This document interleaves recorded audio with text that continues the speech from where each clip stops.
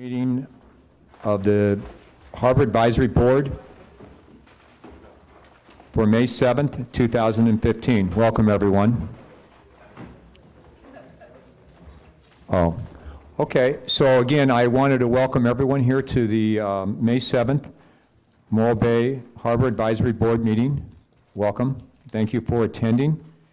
And I can see here we have a quorum.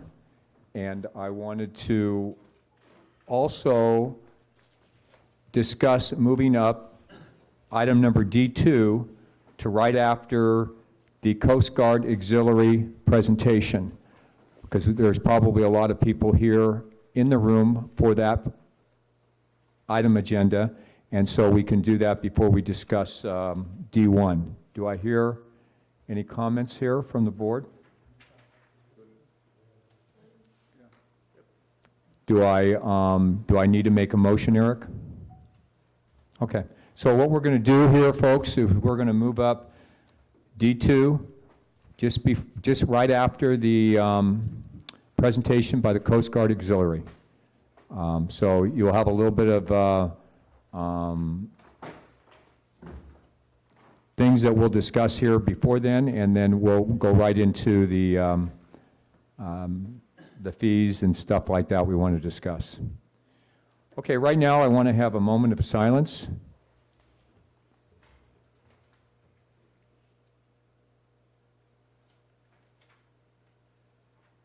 And then a pledge of allegiance. We can stand.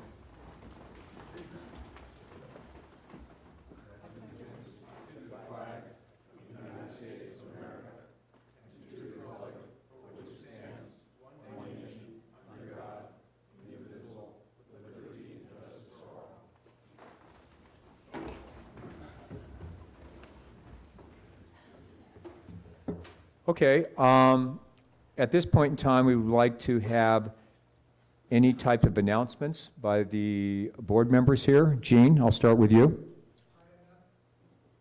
Alan? None. Lynn? Negative. I don't really have anything right now. Dana?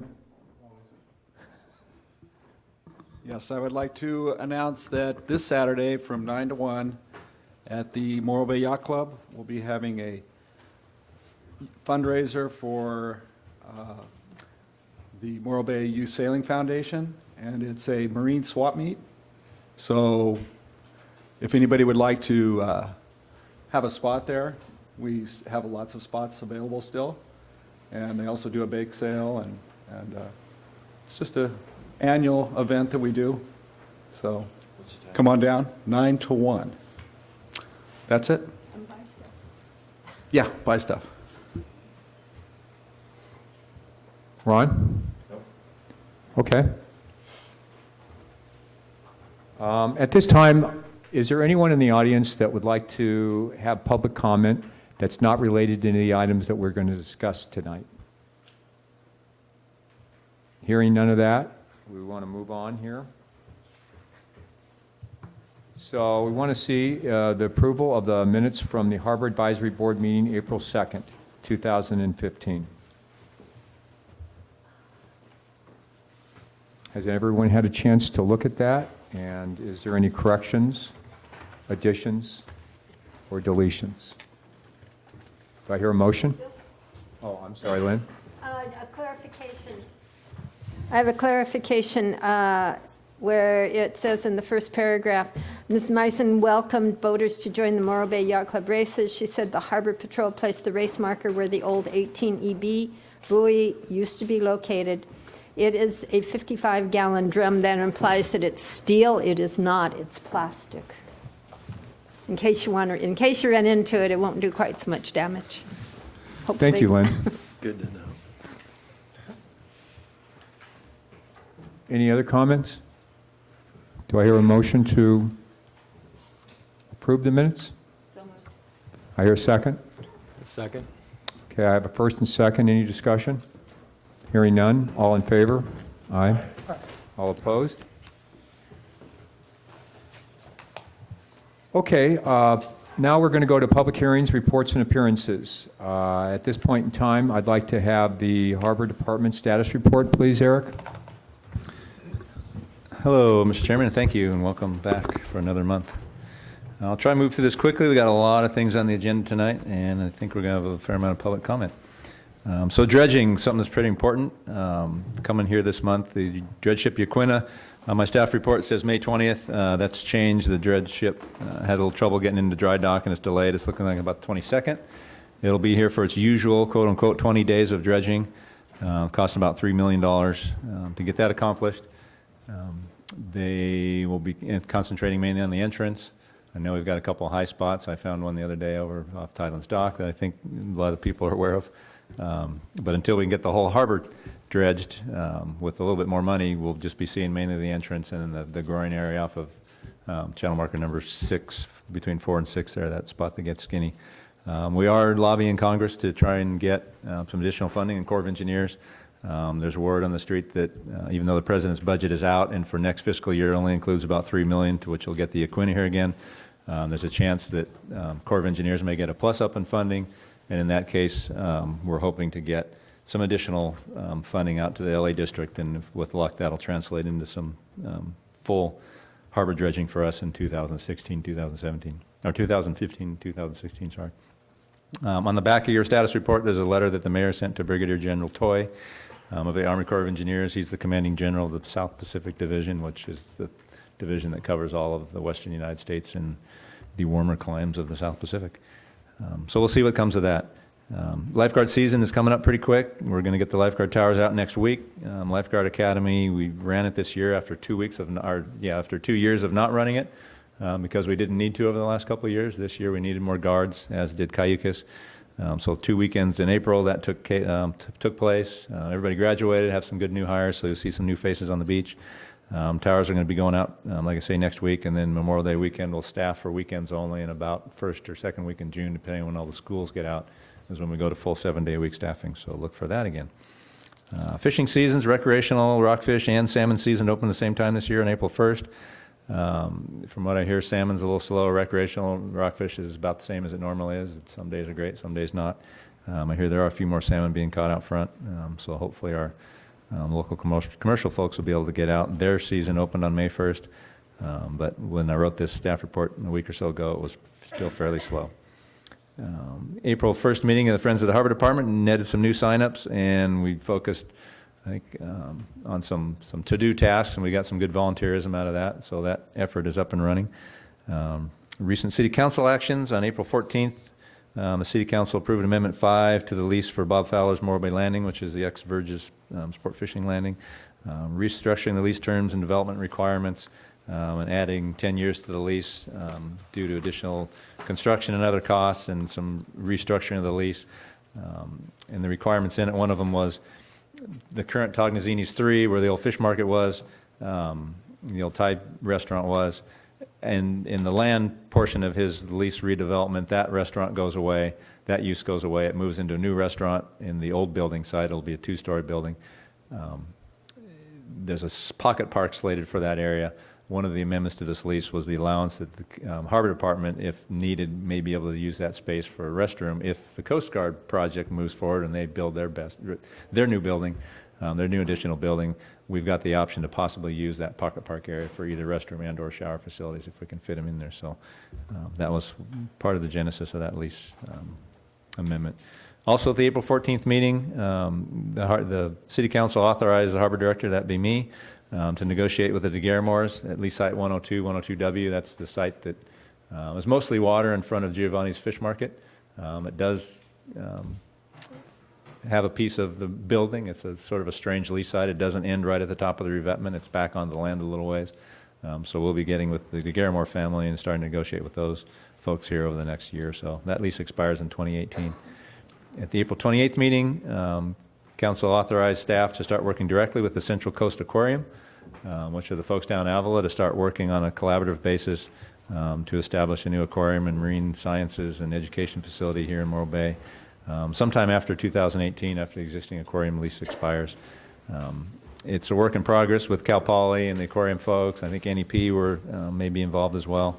And the new space envisions having an aquarium, first floor aquarium, some dock space for Cal Poly's boats, marine laboratory, visitor serving spaces, and some event spaces. So we'll see where that plays out over the next few months. We're hoping by the end of the year to have some sort of a MOU or a cooperative agreement with the aquarium in place to see about a public-private partnership to get that site redeveloped. Recent events, Easter celebration at the Rock, as usual, pretty much packed the parking lot. The folks that put that on, all the parishes are pretty well at organizing the parking and keeping it flowing pretty well. But there's religious services and music and family fun, sort of a non-denominational, all different folks event there, and that went pretty well. April 12th, Blessing of the Fleet, started at the North T Pier. We had a couple of our boats transporting some of the Padres around, pastors for the blessing. Again, good turnout for that. Always a welcome event in the springtime. Emergency vehicle show occurred weekend of April 17th to 19th. We participated again this year. We actually won 2 awards. First place for the best public relations vehicle, which was our lifeguard truck. And we got 3rd place for best specialty emergency vehicle, which was our one of our jet skis that we had in tow. So kudos to Becca Kelly, my patrol supervisor. She's the one that really spearheaded that event. I believe the Friends were there as well in attendance, recruiting as well. Weekend of April 25th, 26th was the Kite Festival and Carnival. Saturday was a little gloomy, windy, and wet, although I don't think it completely shut the event down, but a fair number of people out. But once it cleared, the attendance seemed pretty good and had a nice wind, and then Sunday was pretty much an all-time kiting day. Not too high a wind, sunny, warm. They had the carnival event going there, and from all accounts, that was a great, well-attended event. Department of Training, department training. April 14th, I'm trying to go too fast. Harvard and fire departments participate in ocean rescue training drill in Montana de Oro. We generally do that every year in conjunction with CHP with their helicopters so that we can get some practice and some experience working around helicopters hovering not very far above your head. Everything went well. It re-qualified the helicopter pilots to do picks out of the ocean, which is a unique thing that they don't do very often. And by all accounts, well-attended event and got some good training out of that. April 2022, Becca Kelly, Patrol Supervisor, and Lori Stiltz attended the California Boating Safety Officers Association annual training conference in Monterey. This conference focused on different things, different times of the year, but this one was real boating safety enforcement and some new boating safety enforcement things that are coming out over the next few years. April 23rd, my patrol officers Dana Stein and Nate Ditmore attended 8-hour HAZWOPER recertification training, which is basically their hazardous materials response training that gets them to a level higher than just showing up and knowing what to do. It gives them some containment and cleanup authority, so it's a good feather to have in our cap to be able to respond to those incidents, because we do have them, unfortunately, on a probably a little more often than I'd like basis. And then upcoming events, May 16th, right around the corner at the Yacht Club, in conjunction with National Safe Boating Week, and I think you'll hear this from the Coast Guard Auxiliary here in a minute. We're having a Safe Boating Expo. It includes vessel safety checks by the Coast Guard Auxiliary, displays, our new Harbor Patrol vessel will be there, barbecue, courtesy of the Friends of the Harbor Department, and proceeds to that going to the Friends. Did I get that right, Dana? Yeah. Okay. And admission is free. All right, and that, unless there's any questions, concludes my report. Thank you, Eric. Do you have any discussions? Any comments? One comment that I'm the Pocket Park for Tognazini's 3 site, where is that? I mean, I don't quite understand that.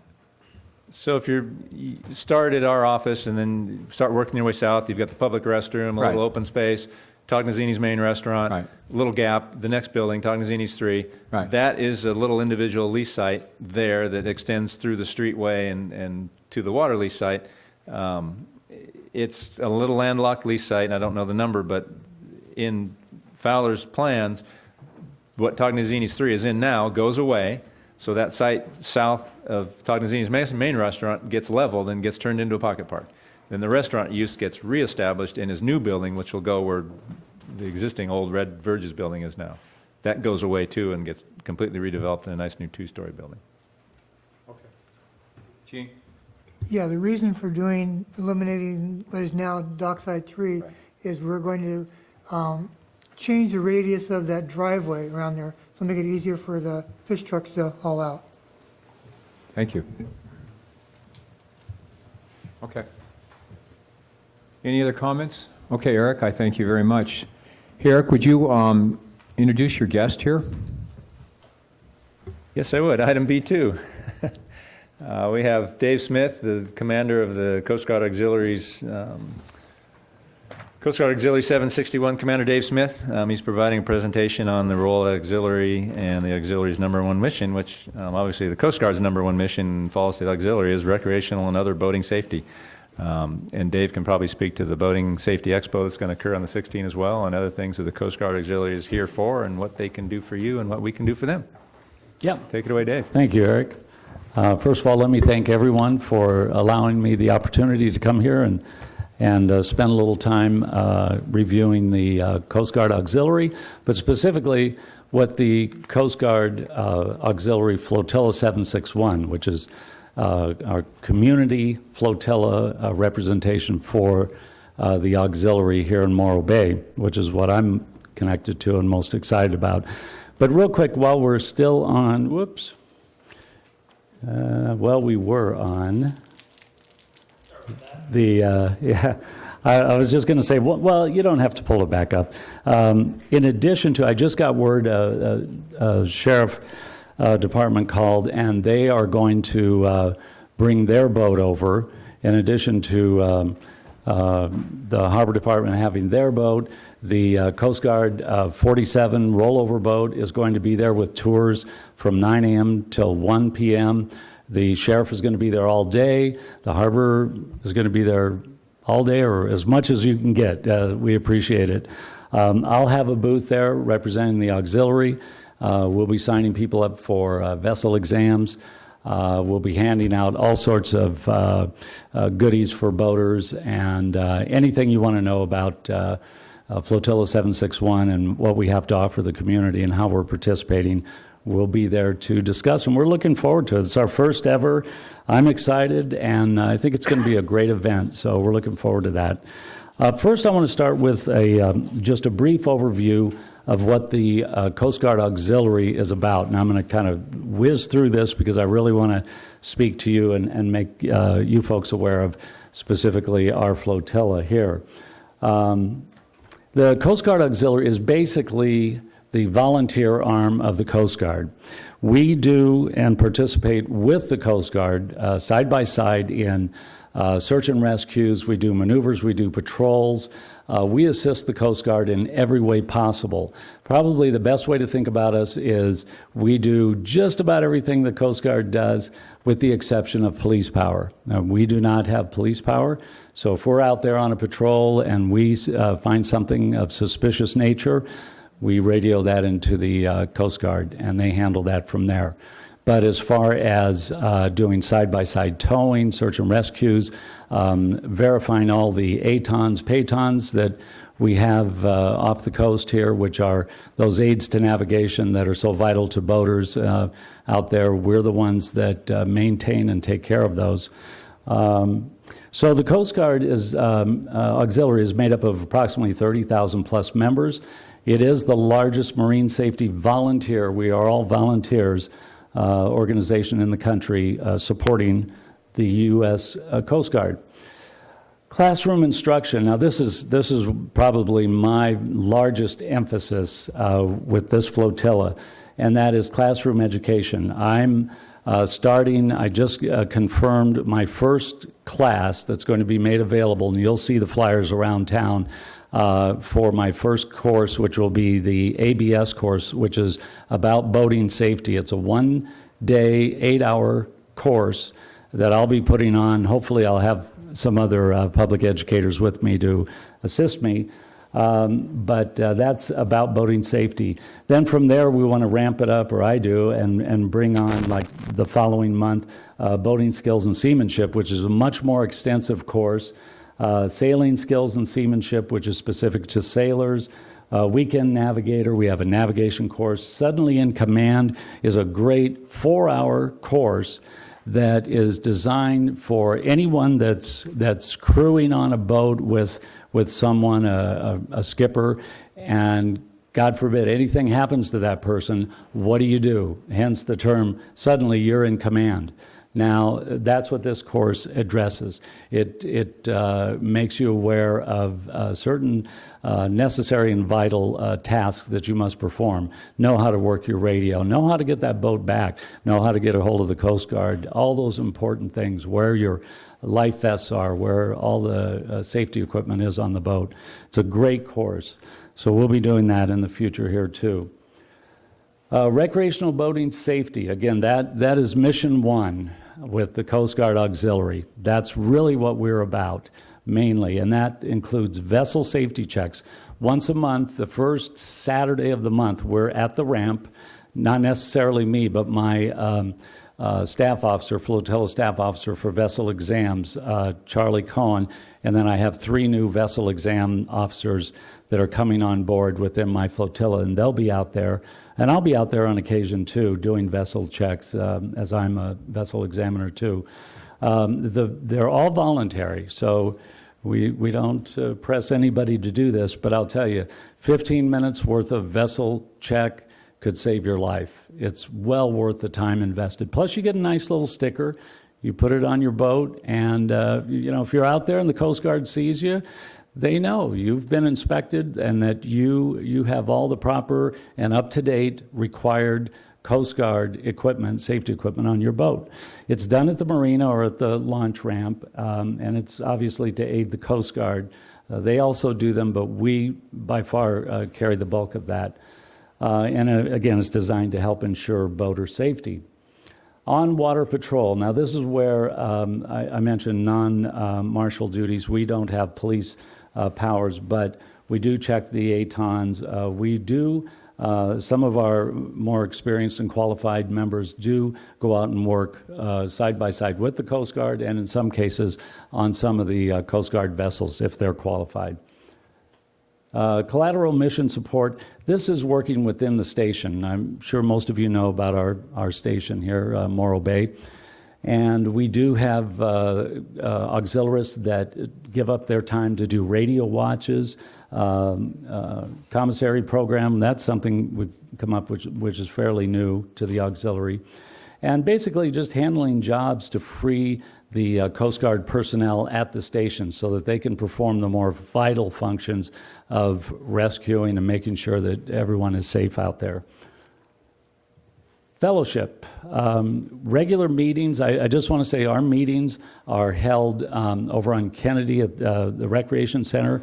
It's the first Wednesday of every month at 6 p.m. And from 6 to 6:30, I have a pizza fellowship gathering, and then the meeting starts at 6:30 and goes till 8. All of you are welcome at any time. And I've seen one of these gentlemen that came in, but unfortunately you weren't able to stay that night, Ron, so you're all welcome to come out and be a guest at one of the meetings. We'd love to see you. Special events, well, that goes to the Safe Boating Expo. This is the first event that I've been able to organize, and we're going to have many more throughout the year specific to our community. And then basically, yeah, it's the best unpaid job there is. I retired just a year ago. I've been in the Coast Guard Auxiliary 13 years, so even while I was working, I was active. But the past year, even though I'm retired, I can tell you, I've never been busier in my life. But it's a great feeling to know that it's a worthy cause. So again, I've got information on the back desk. Please, if you have any questions, anything, contact me. That's my contact information. And that's the end of that one. But now, just quickly, too, as far as Flotilla Morro Bay, it's made up of approximately 20 members. These are all volunteers. These are probably the most fantastic people you'd ever want to meet. They really give of their time. They study hard to excel at the disciplines within the Coast Guard Auxiliary to help you, the boating community, in Morro Bay. So some of the things, as I mentioned, the public education classes, vessel safety checks, operations with the Coast Guard, marine environmental protection. We are partnering with the Morro Bay Estuary Program. A lady by the name of Rachel Pass has spoken several times at our meetings now. We're really excited about that. My goal, my objective as commander with this flotilla is to make contact with the community. A lot of people think of the auxiliary like the Coast Guard. We are under the Department of Homeland Security, but we are Flotilla 761 Morro Bay. We are here for you. And that's what I want to get across by doing various things like social media. We're working on a Facebook site and a web page. That's going to be up and running pretty soon. So you can go on there. I'll have a commander's corner. You'll be able to see what we're doing and what we're working on. And then all the print media, the publications. I've got articles ready to go. The radio, TV, we're looking for public service announcements that we can make, events, again, like the boating safety, and just like this, speaking at local community organizations. I'm always available if any of you would like me to come in and give a brief talk about the Coast Guard Auxiliary and what we have to offer the community. I'm ready, willing, and able, and would love to do that. So I know you got a busy night. I don't want to take up a lot of your time, but I do want to thank you again and just leave you with this. Please wear your life vest and boat safely out there. So does anybody have any questions at this point?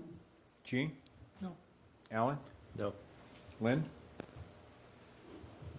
Neil? Sure. When do you do the inspections at the launch ramp? It's don't quote me, I'm almost positive, it's the first Saturday of every month. Okay. And actually, if you go out to the launch ramp, there's a permanent sign posted there that gives the time and date, and we'll have someone there. So you just pull up in your boat, or if you really want to make sure, call me. Okay. And if you can't make it on that first Saturday, call me and say, Dave, can you come out on Sunday or whatever? We'll make accommodations. That's Dave, what's your phone number again? my phone number is area code 805-300-1058. And that's my cell phone number. So again, thank you all. I really appreciate this. Hold on one second. Oh yeah, sure. Ron? Oh, I'm sorry. Yeah, go ahead, Ron. Commander, if there is someone interested in the auxiliary and they're interested in what training programs or classes are available to auxiliary members, is there a listing somewhere that they can look at? Thank you, Ron, because I failed to mention this. That's kind of a two-parter. One is I have to put in a plug. Anybody that is interested in volunteering for the Coast Guard Auxiliary, we are always looking for qualified individuals. So please see me. I'm the recruiter. I'm kind of the one-man show at the moment, but I've got a great staff that's going to help me out with all this. So if you're interested in that, contact me. As far as the programs that are available, are you speaking of the classes? Because that I think I covered. Not so much the training that's available to the public from the auxiliary, but the training that is available to auxiliary members. Oh, thank you. Okay, yes. That's the great thing about the auxiliary. And again, 13 years with it. A lot of people think auxiliary, they think, okay, I've got to have a boat, I'm going to be out on the water. Not at all true. I happen to have a boat, and when I first started, I spent a lot of time on patrols, becoming crew qualified, and all of that. My last half of my term with the auxiliary has strictly been administrative, public education, vessel safety exams, management, and working my way into a position of a commander and being in a leadership position. So with that, I can tell you that if you are interested in the Coast Guard Auxiliary, whatever background you have, from your personal life and career, there is an avenue for you to pursue that, whether it be public education or whatever. There's a plethora of avenues that you can get involved in. Too many to go into right now, but I can assure you, you don't have to have a boat. You don't ever have to go out on the water. You can join the Coast Guard Auxiliary, and you can make a difference. So keep that in mind. But if any of you are interested, don't hesitate to give me a call. I'll be happy to discuss it with you. I think that's my ride. Hey, Dave, I wanted to thank Yeah. you very much. It was a pleasure and very informative. Thank you, Bill. All right. We'll Thank see you folks. on the 16th too, Dave. Yes, Okay. please do. All right, thanks. Okay, so what we want to do here is we want to bring the D2 item agenda up right now. And I think what we want to do, I see a lot of people here, and I know that there's a lot of people here speaking on the fees that the city charges for the slips. That's really not what we're here for tonight. What we're here for tonight is to talk about the concept of cost recovery. And I'd like to kind of stick to that in one sense, or at least that's what I'm attempting to get the direction from the harbor director and the city manager here. But with that, and we'll have 3 minutes to discuss anything on this particular topic. Eric, do you want to say something, or does Dave want to say something on what the intent of the city is here?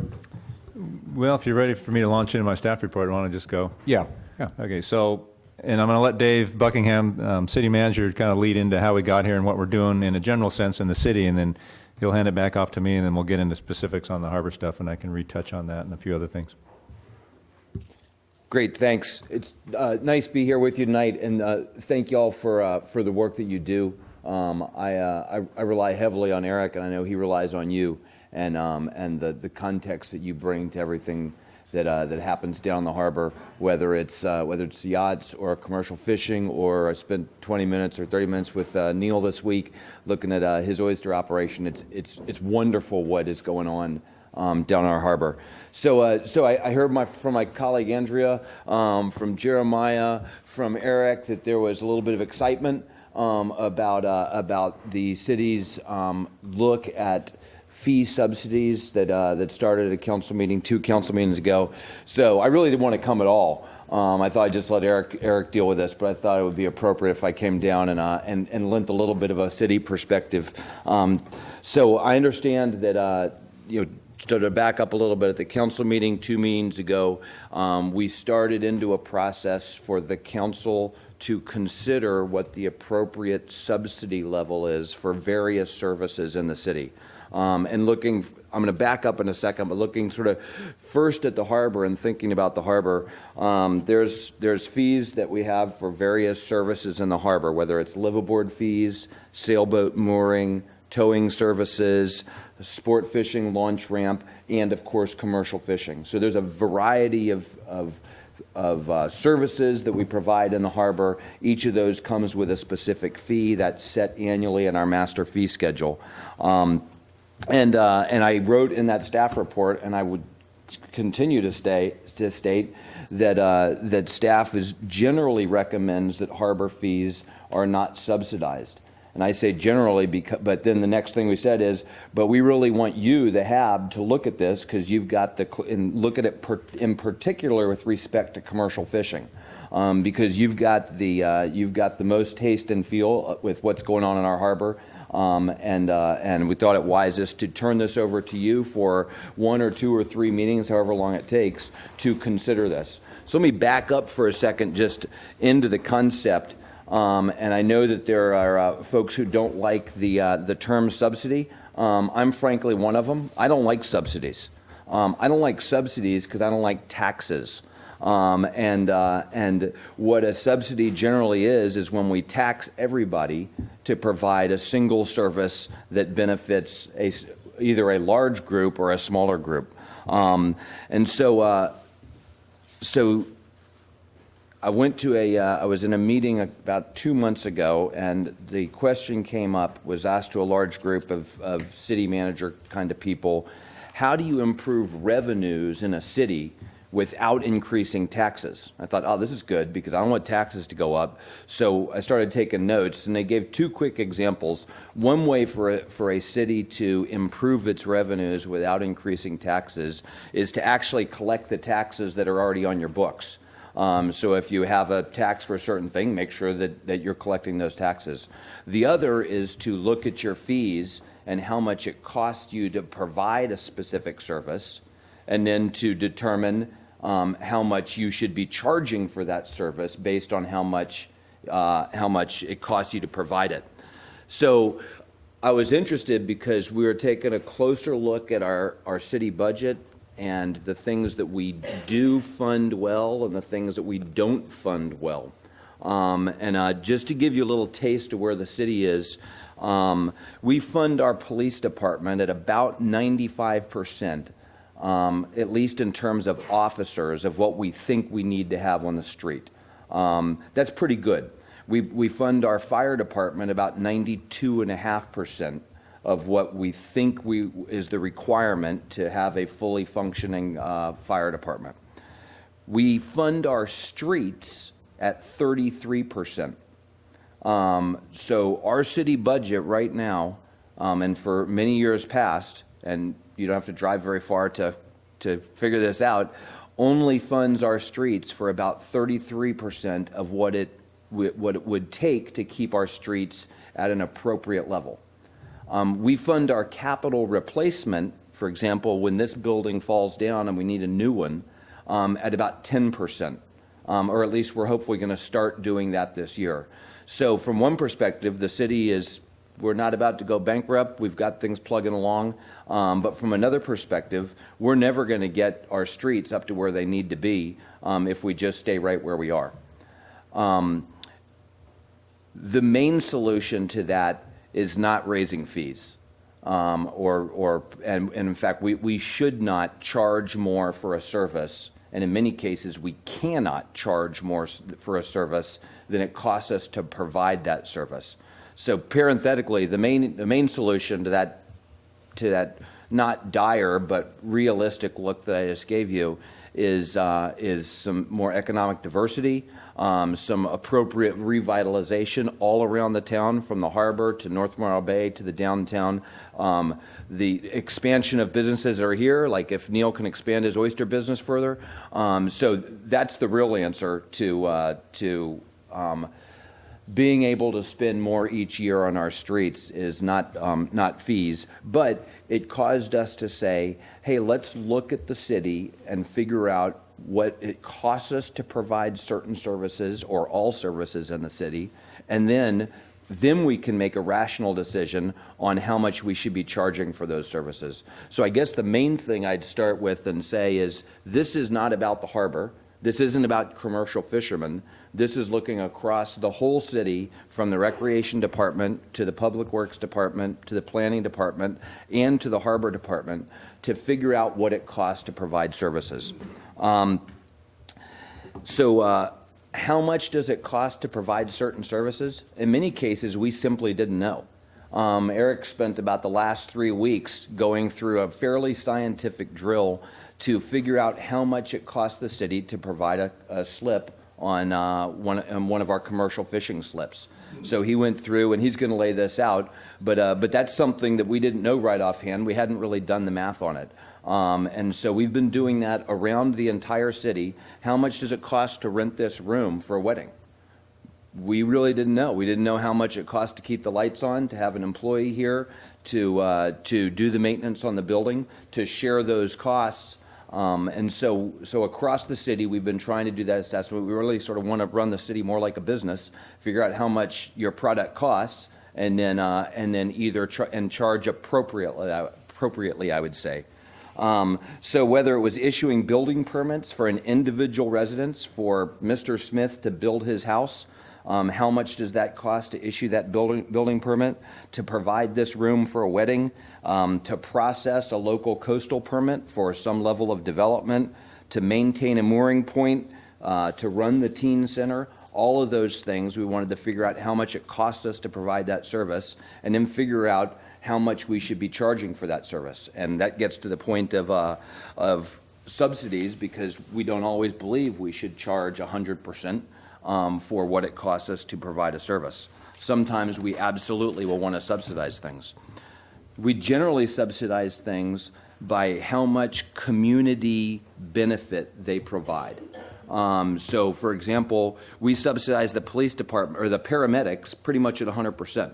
Nobody gets charged if they have a heart attack for our paramedics to come and treat them. There was an accident outside my office yesterday, and the paramedics showed up, and we didn't charge either the driver nor the girl that got hit on her bicycle to have the paramedics. So that's 100% cost recovery. It's 100% subsidy. Everybody in our city contributes to that out of the various taxes. On the other end, we subsidize building permits by 0%. So if you want to build your own home on Shasta Street, we don't think that everybody else in the city should share in that building for you. So we don't use, or we try not to use, general fund taxes to subsidize the building of a single-family home, because the beneficiary of that is not the whole community generally. It's a single person. It's that person building that home. And then there's things in the middle. We subsidize the teen center a lot. I think we must think it's a good idea to keep teens off the street or give them something to do. And so the teen center costs us about $75,000 a year to run. And we make back about $5,000, actually about $3,500. So we subsidize the teen center to the tune of about 95%. Other things, youth soccer, we subsidize to the tune of about 15-20%. Because we think that there's a community benefit. And I say we subsidize, I should say we have historically been subsidizing, because that's what we're going through right now, is having you provide input and then the council decide what's appropriate. And so that's sort of what we've been going through now. We're looking at fees and subsidy levels across the entire city. And we've asked the HAB here, the advisory board, to look at the harbor fees in general and at commercial fishing in particular. And actually, if you have a conviction that all harbor fees should be subsidized, liveaboards or others, you can certainly make that recommendation. Generally, our sense was that the harbor fees, that personal benefit harbor fees, such as a liveaboard, probably shouldn't be subsidized, because we don't subsidize a single-family home in town either. But we thought that it would be appropriate to get your input specifically on commercial fishermen, because there's a special benefit that our commercial fishing industry brings to Morro Bay, and wanted your input on that. So, and also, in closing, say and acknowledge that, as I said a minute ago, we hadn't done this math. So we had no idea how much it cost to provide a commercial fishing slip a month ago when we started into this process. So we did a comparison to a private slip, just as a comparison to figure out about where we are. The good news is that it costs us much less to provide, and Eric's going to get into this now, costs us much less to provide a commercial fishing slip than it does than at least a private concern charges for a yacht slip or something like that. So generally right now we're probably undercharging or subsidizing by somewhere between 20 and 30% for our commercial fishing slips. It depends on how you count utilities and some things like that. Right now it's $4.15 a foot with utilities included. It's costing us about $5.50 a foot to provide that service. I'm going to end here by saying that I wanted to provide you sort of the bigger picture from the city perspective, so you understood how this fit in, that this isn't just about looking hard at the harbor, certainly not about looking hard at commercial fishermen, but it's about looking across the whole city, understanding, being able to see ourselves and understand what our costs are across various services, and then for you to make a recommendation on what an appropriate level of subsidy is for the various services that are provided in our harbor. And with that, I'll turn it back over to Eric. Thank you, Dave. Thank you, Dave. So you took most of my stuff here, so I don't have to say too much.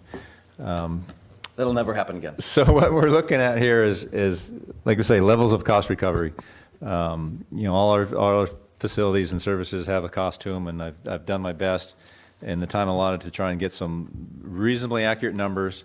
They're not absolutely perfectly scientific, but they're close. I'd say darn close. with all the tools and data I had at hand. So the way we're going to go here is I'm hoping, normal staff report, public comment, go back to the board. A little preamble into conflicts of interest. I thought going into this that just about every one of you up there on the board was conflicted on one item or another, and there's going to be this musical chairs of up and down and out of the room and back in the room. I talked to the city attorney this afternoon, and thankfully you're not all conflicted to the point where you're going to be up and down and in and out of the room.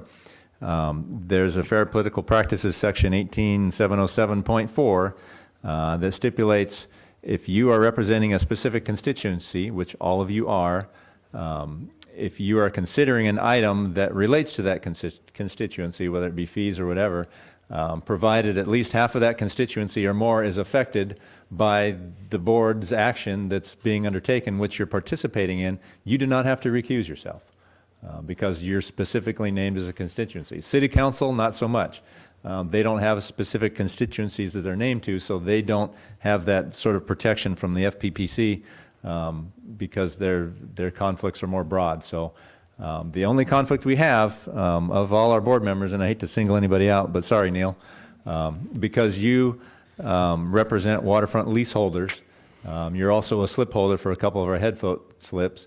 You have a conflict on that, and that's not specific to your constituencies. So for that, you need to stand down. I will recuse myself now. So the way we're going to do this, you don't need to get down yet. I'm going to go through a real quick discussion section here. Like I said, Dave took most of it. When we get to the point of going to public comment, so we're going to take this section by section. Although I think once we get past slip fees, nobody's conflicted, so we can move on through without having to get up and down.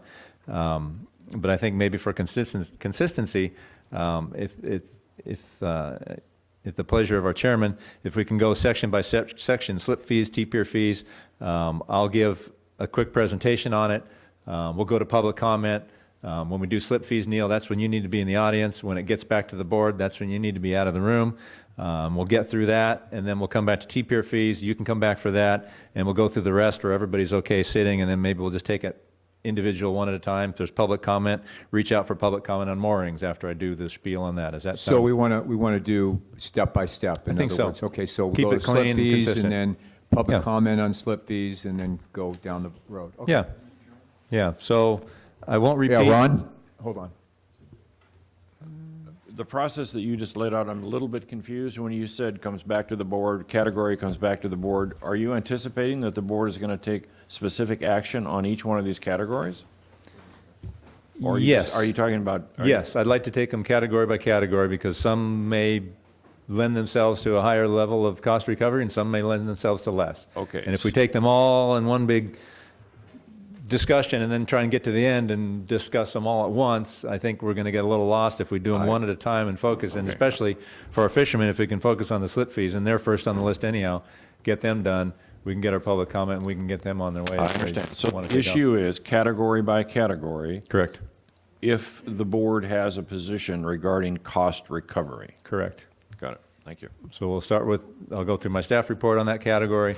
We'll go to public comment, bring it back to the board, discussion, if any action occurs, and then move on to the next category.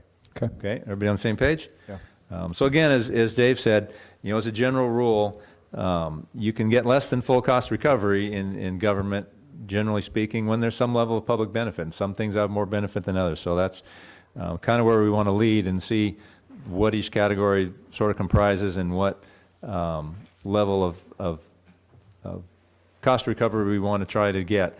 I would like to avoid, if we can, getting into nickels and dimes and no, not 230 this and let's 430 that, more in the 10,000-foot sense of, hey, that's an appropriate level of cost recovery or not an appropriate level, or let's get a little more, let's get a little less, so forth. So that's kind of where I'd like to go. So with that, we'll lead into slip fees. And let me find all my notes and get on my many 10 pages of hand-scrawled stuff here, so in case things come up, I know where we need to go. So currently we have three main rates for our 50 commercial fishing assigned slips. $4.15 per foot per month for qualified commercial fishermen in our assigned slips, $8.30 per foot per month, basically double the fisherman's rate, and that's for commercial or recreational fishermen in our slips when our fishermen are out fishing somewhere else and we sublease them when they're vacant, and $1.15 per foot per day for up to 7 days for transient subleases of vacant slips. That's the same. Hang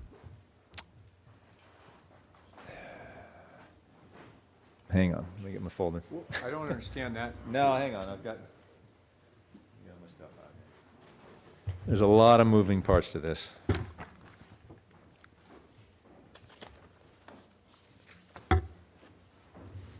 Do we have enough chairs in the audience, or do we need more chairs? Oh, okay, we're okay.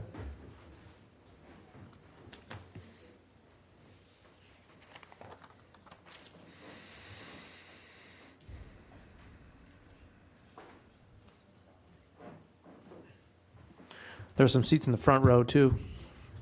Okay. There's a break point for the transient slips, that's why there's 2 numbers for the first 7 days. But if you stay longer, if you're gonna stay 2 to 3 weeks, then it's a benefit to go to a monthly rate because you get a break. Okay, so on the first item where you've got $4.15, $8.30, and $1.15, $1.15 is our daily sublease rate. That if somebody subleases for the month, and we basically, when our fishermen are gone, we know that Fred is gone. So I shouldn't use Fred because I think we have a Fred out there today. Marcos is gone. He's not out fishing. He's gone. We know a slip's available for the month of May. We rent that out to some other recreational boater for the month. He pays $8.30 per foot per month. If we don't have anybody to fill that slip and some sailboat comes through because it's gotten windy and he needs to hide for a few days and we put him in a slip, he's $1.15 per foot per day up to 7 days, at which point the daily rate after 7 days starts exceeding the monthly rate, so he sticks to the monthly rate becomes the de facto or the default because the daily rate gets extremely high on $1.15 per foot per day. So that's the difference in there. That make sense? We don't get a lot on the daily rate. Mostly it's on the monthly rate. We get a few coming in on the daily rate. But after 7 days, it gets more expensive than the monthly rate, so we just stick them on the monthly Oh, rate. that's per day, $1.15 Yeah. per day. Okay, I So if see. they're there for 8 days, 12 days, All right, I got you. 30 days, they're going to pay the full All right, monthly rate. That makes sense. Okay. Okay, I understand now. So on average, and I've broken this, the cost down to a per foot per month to keep all things equal and have everything compared to a same base. Our current estimated average cost to provide our slips, those 50 slips, over a 30-year basis, which is basically about the life of our slips. I know some of them that we've got right now are a few years older than 30. Some of them are younger, but slips generally last about 30 years, wood-built plastic float slips, about 30 years. So you amortize that cost to build it over 30 years and all the annual and daily and other fees and costs and stuff costs that it takes to administer all that, including administrative overhead, which is me and my staff and everybody, breaks down to $5.48 per foot per month. We have approximately 2,112 linear feet of slips available to rent, so I know some of our boats are longer than our slips, some of our boats are shorter than our slips, so it's all based on the linear feet we have to rent just to keep everything fair and consistent. Of that 548, 349 is capital replacement and maintenance and repair. That's basically to build it at year one, and then over 30 years, how much to repair it and maintain it over those years.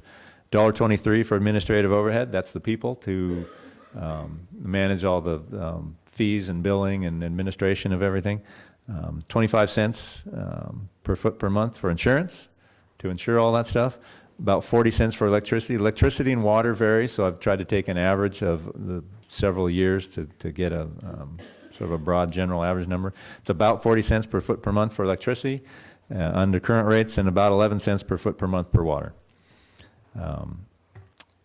In terms of evaluating and seeing what other harbors did, I took a stab at looking up and down the coast of California with some commercial fishing, some harbors that have commercial fishing rates that were lower than their regular rates, hoping that, while I wasn't trying to do a market comparison and say, well, Morro Bay is 415, but Ventura is 8 something or whatever the number is, I wanted to see if there was a set differential between the commercial slips and the non-commercial slips, and unfortunately there wasn't. There was 5% was about the lowest difference, and 60 some odd % was the highest difference. It was all over the map.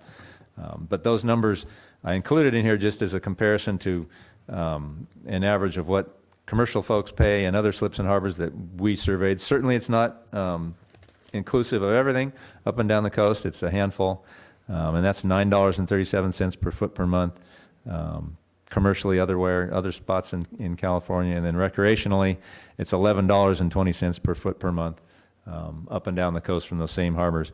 Our current recreational slip rate here in Morro Bay, including State Park Marina and most of the big folks out there like Marina Square and the old boatyard down at the south end, is $13.36 per foot per month. That number skewed a little high because there's two operators in that list that are up in the $15.50, $16 range. So since it's averaged over only about 6 players there, it skews that number pretty high. So our recreational rates aren't that far off. I think if you took those two highs out, you'd be back down in the $11 or so range. So that's where our numbers are. So if you look at it on a percentage rate, our slip fees are about 76% of full recovery of what it takes for us to supply that. We do, and I had a discussion with a couple of our members here yesterday, we do, when our fishermen are gone, they pay 25% of their regular rate. So it's called the vacancy rate. So we have an effective 75% revenue loss for those fishermen when they're gone. But we do sublease those slips out at $8.30 per foot per month, as you've seen. And it's actually, there's a net gain on it. We make up that 75% plus some. Exactly how much we make up at this point without spending another week on crunching numbers, because I just don't have the data readily available yet.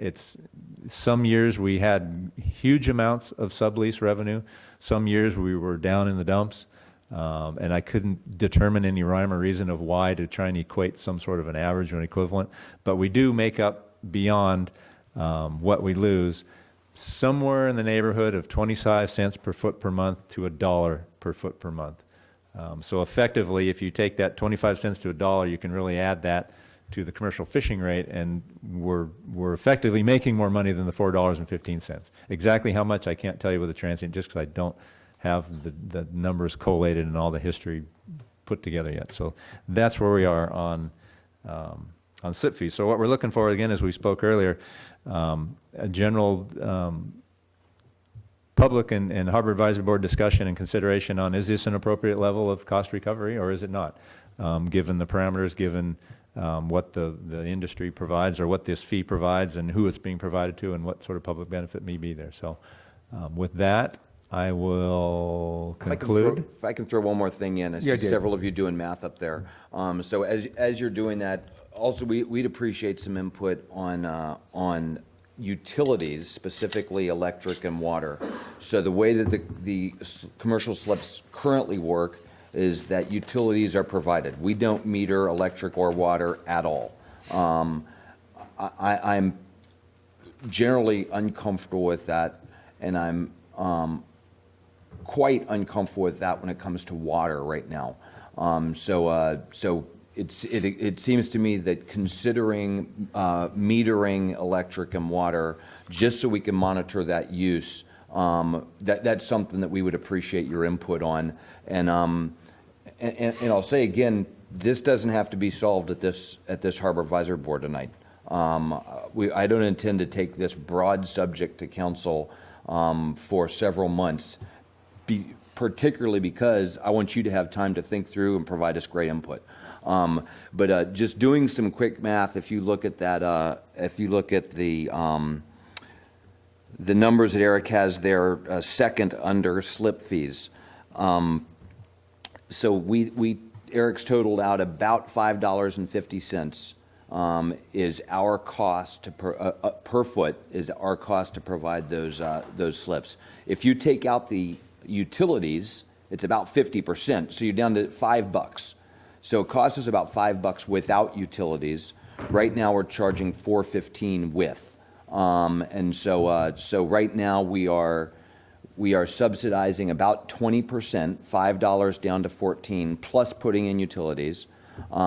If it were at $4.55, then that would be 10%, and if it were $5, that would be full cost recovery. So as you think this through, having your input on the utilities and your expertise on how things really work down in the harbor would be helpful, whether it would be wise for us to install electric and water meters for the various slips, or just include it in the rent, or figure out another way to do it, that would be helpful. Thank you. Okay, so what I think I want to do right now is have public comment on the slip fees only right now. So you have 3 minutes. Eric will be timing, and so whoever would like to come up and give us some public comment, please. And so as a State reminder, your- Neil, state- you can participate in the audience if you want to speak. If you don't want to speak, you can still sit here and observe, but once it gets back to the board for discussion. And if you could Hamstring. state your name, please, for the record. Hi, good evening. Rick Grantham, Morro Bay resident. As someone that sat up there for a number of years, first of all, I just want to say thanks for your time, and because I don't think you guys are getting paid a lot being up there. So thanks for your service. I just want to address the issue regarding possible increase on the commercial fishermen. And the reason this was done years back was because when all the new restrictions came out, and it caused our local fishermen to have to go way out and burn a lot of fuel, a lot of wear and tear on their equipment, a lot of hours spent paying their people to have to go to different areas to fish, which you all know that. The thing is, those obstacles to them making a living still exist today. So I don't see why we should all of a sudden change and go back and do that. I think what we're doing is a good thing. I think it's a nice thing. I think it's the right thing to do. I think it shows support for a group of very hardworking people here that benefit the city a lot more than what people might think when they bring those fish in here. Employ the waitresses, employ the cooks, feed the tourists and the locals. So I think we ought to do whatever we can for them. Okay, thank you. Thank you, Rick.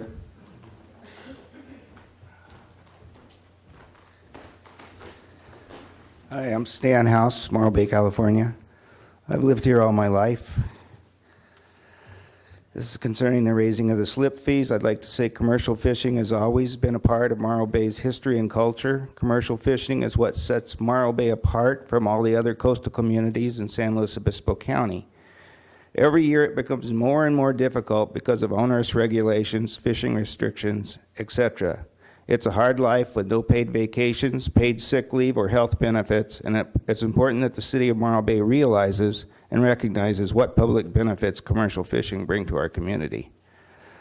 One, last year there was approximately $10 million worth of commercial landings in Morro Bay. The commercial fishermen provide tax money from the fuel they purchase in the city. The commercial fishermen donated $1 million ice machine to the city. The commercial fishermen provide an annual college scholarship at Morro Bay High School. The fish markets that sell fish from these boats provide sales tax to the city. The commercial fishermen donate between $10,000 and $20,000 annually to local nonprofits. They participate in the Lighted Boat Parade, Harbor Festival, and Blessing of the Fleet, all of which bring tourists to town. At the current time, the Central Coast Women for Fisheries is in the process of donating a sculpture to the city titled Fisherman's Family Sculpture, which is valued at $100,000. They and their families volunteer countless hours to various local community events. The commercial slips are currently adjusted for CPI each year. Raising the fees would only give the city an additional $3,000 per month from the commercial fishermen. The very idea, as the current city manager said, that commercial fishermen are being subsidized is ludicrous. Each year, the Cable Liaison Committee, made up of commercial fishermen, pays the way for our mayor, harbor master, and city manager to travel to Washington, D.C. to lobby for funds to maintain and dredge our harbor. Basically, if anything, the commercial fishermen are subsidizing the city and have been for years. Recently, a commercial fishing boat was taken off the official city logo. Without commercial fishing, there would be no harbor dredging funds, and in high probability, no Coast Guard rescue boat or Coast Guard office in Morro Bay. All of the above doesn't even include the money and TOT brought in by the sports fishing boats. I ask you to leave the slip fees alone. Do everything you can to help support commercial fishing. Morro Bay commercial fishermen contribute more than their fair share to our city.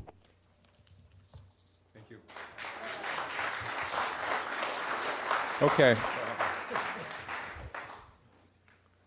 Anyone else?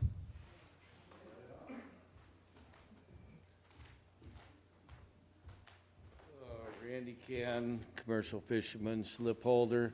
As far as you guys talking about Ventura slip holders and whatnot, there's no, I mean, we don't have bathrooms here. We don't have anything here. I mean, I go down to my boat, I don't even have a place to park. I mean, when you consider other ports, they have parking permits, they have bathrooms, they have laundry. We don't have anything here, so consider that. Thank you. Thank you.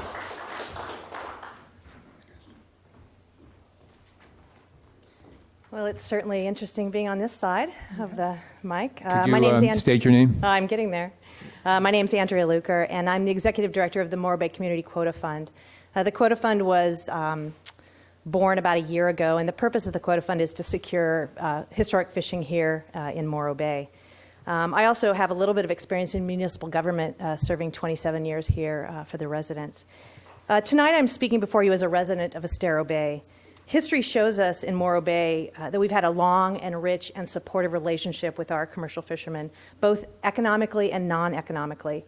During my time with the city, I kept a notebook on my desk that contained resolutions, proclamations, and other staff reports that dealt with how the city supported commercial fishing in general. It's thick, and I still have it.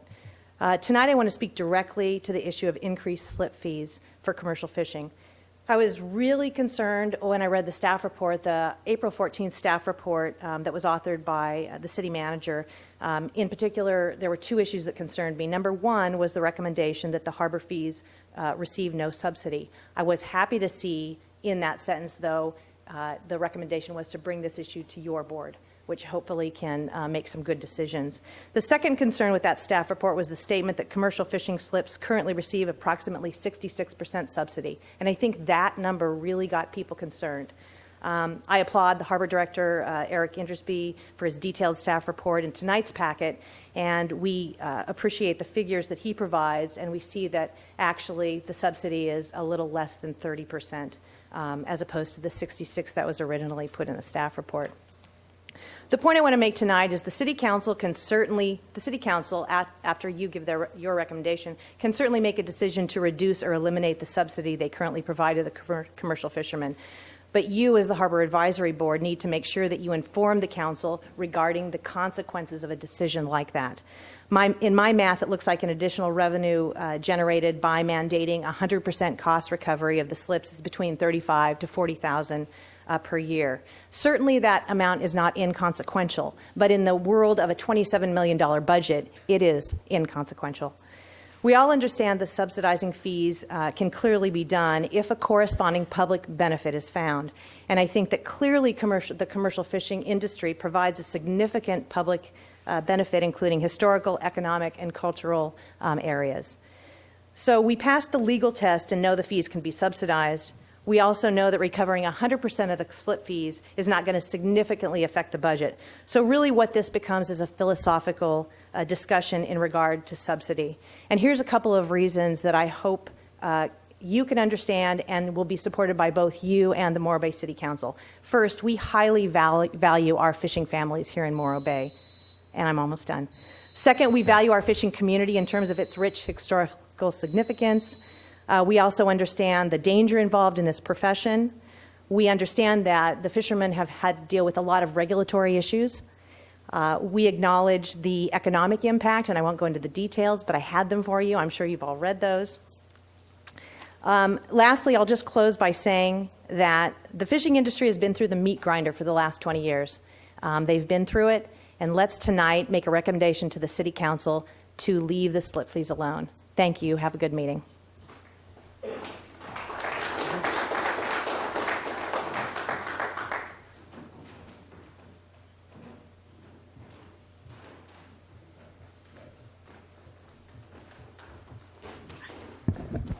Good evening. My name is Susan Stewart. I'm a 27-year resident of Morro Bay and a business owner in town. I'm not a fisherman, but I have friends who are. One of the things that just struck me in listening to the reports was another way of looking at increasing your cost recovery is not just to increase what you're collecting, but look at reducing the cost of providing the service. So that's something to consider. Additionally, here's some thoughts. As you consider increases in slip rates for commercial fishermen, keep in mind that there is generally a big difference between business and commercial rentals and vacation or luxury rentals. I understand that there are costs associated with maintaining slips, but in any businesses, the cost of transient businesses or visitors are higher than those of home port businesses or residents, and there is a higher economic value for the community in permanent businesses. The staff report states that less than full cost recovery of fees for services is predicated on some degree of public benefit derived from the service or facility. I would argue that in addition to the measurable benefits of an active fishing economy, our fishing industry is a tourist attraction and part of our local branding. Sorry to all you fishermen out there, I know you're hardworking business people, but you're also part of our display. You're part of what brings people to this town. As regards to the April 8th staff report, I'd like to point out again that there is a big difference between private lease site costs for yachts and pleasure boats and a city commercial fishing boat. A private lease site represents a for-profit business. A government is not meant to be a for-profit business. I respect that cost recovery is important, but I have also seen dry land businesses pushed off their moorings by radical and self-serving rent increases, and the subsequent economic hardship is felt by the entire business district. Also, it occurred to me that since slips are sublet when the leasing fishing boat is away, in effect the local fisherman is, as Stan said, subsidizing the city. Numbers can be made to tell whatever story you want them to. Be careful in comparing other harbor rates with our own and review whether those ports are primarily recreational ports versus commercial fishing ports. And finally, I would say that there's a difference between subsidizing an industry and claiming or supporting a heritage that is rebuilding and can lead us to greater economic stability as a community. Thank you.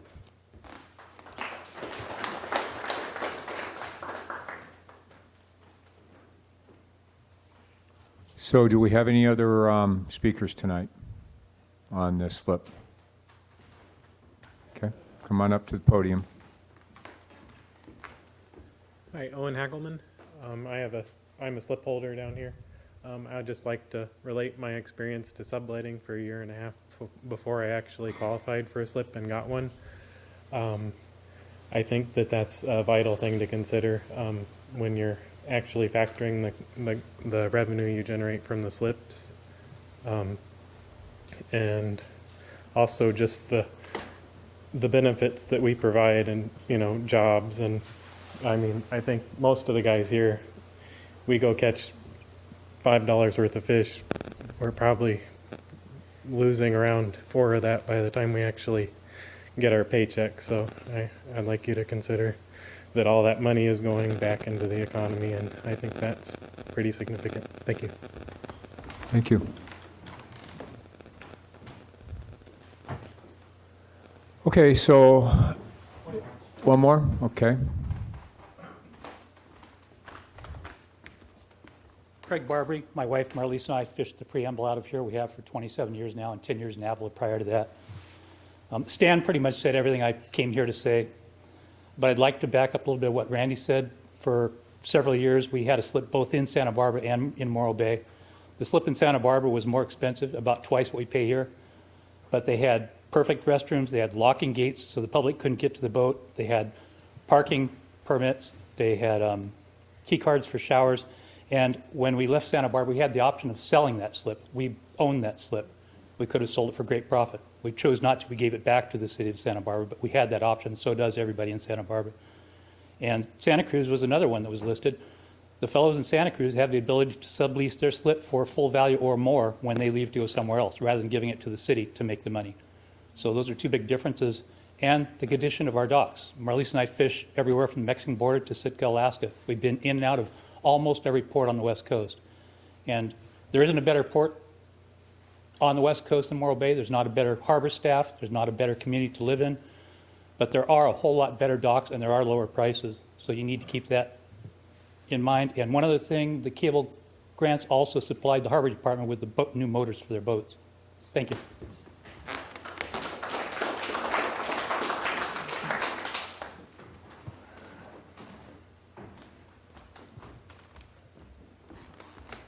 Hi, I'm Lori French, Morro Bay. Our family has 2 boats. We have one, my brother-in-law has another. And just a little FYI on community benefit. T-Bid took a picture of my brother-in-law's boat, the Nadine, and used it in all its marketing displays on the internet and in Sunset Magazine. I don't know how many of you read Sunset and saw that, but that went nationwide. And that was just one tiny community benefit. The family got nothing out of it, but the fact that Morro Bay is portrayed as a commercial fishing village says a lot. We're here, we supply a lot of businesses. Thank you.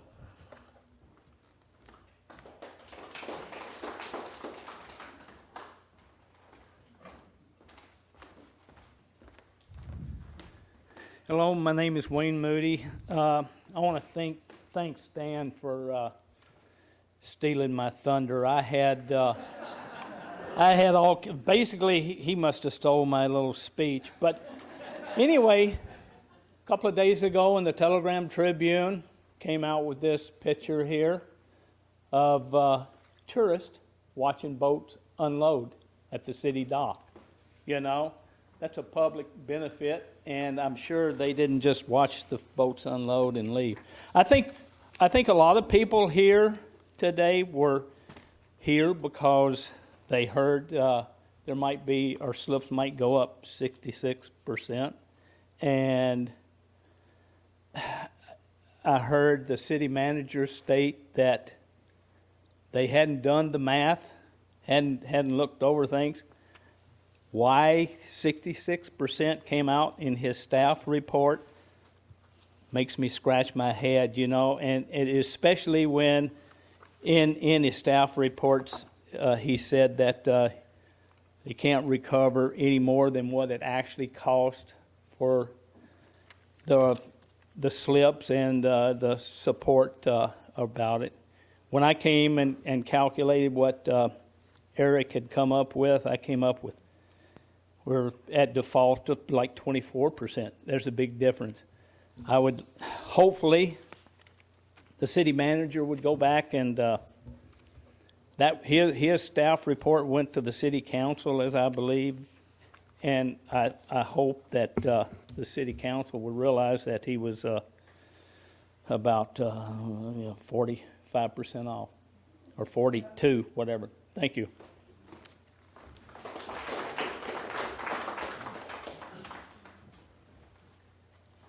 Okay, hearing or seeing no one else, I want to bring this back to the board then and to have discussion. And Neil is eligible to come back now, Eric? No, he has to be out of the room now. Now he has to leave. I see. Okay. He's banished. Banished. Okay, thank you very much. I appreciate it. What good input. I'm glad that Eric, very good job on your numbers. Seriously. Not as far off, too, as the 66%. I think that got a lot of the audience and a lot of the public a little bit perturbed and a little bit concerned, rightfully so. So with that, Gene? I've always been supportive of our commercial fishermen. As far as community benefit, the fish that the commercial fishermen bring in, that's protein for our nation, and that's definitely a public benefit. As far as the utilities, to put in water meters and electrical meters, which would have to be changed or metered every time we had a new slip holder in there or a new transient in there, would increase the cost of our staff to review these things and keep track of them. So I think you're better off leaving the whole situation just the way it is. It's worked fine for the last 40 years. I'd continue on with it. Thank you, Gene. Alan? I participated in that discussion in Eric's office, and Eric said that he was going to work some more on that number for the sublease, but I can tell you right now that he'll never get a number because it's not a number you can get. It changes every year. The amount of boats that leave, the amount of vacancies they're able to fill. What we do know is that last year, the 13 to 14 year, that the sublease rate brought the revenue from commercial fishing up to a number of almost $5 a foot. I think it was $4.97. At that point, we're about a 10% subsidy. So that's something to think about. One other thing that hasn't been mentioned yet about contribution to society and to the city is I read somewhere recently in a letter to NOAA that it's good to consider food security in case of an emergency, and that is an issue that always gets overlooked, but the day may come when we'll be really glad to have our commercial fishermen. That's all. Thank you, Alan. Lynn? I commend the speakers who did a very good job in pointing out the advantages that our fishermen give to our community, and I agree with them. I also agree with Jean that putting in electrical meters, I don't know how much that costs, but I imagine it would be quite costly. Electrical and water meters would not pay back, would not give you your return on investment for quite a long time. So, and again, I will ditto Jean and say, leave it as it is. It's working pretty well, and our subsidy of the fishermen is very modest. Dana? Yes, I would also have to agree with my colleagues, and I think it does come down to what Andrea was saying about philosophy, because we already have the benefit, and this cost recovery percentage keeps dropping as we continue this meeting. So I think we can safely say that we should probably just leave it the way it is. We live in a unique community where everybody pitches in, and the fishermen do a really good job of that. Ron? As a self-employed businessman since I was 13 years old, I absolutely relate to the concept of cost recovery. If a business person does not recover their costs, they're out of business. Does that apply to a city? Well, given that we could model the city as a business, it offers services.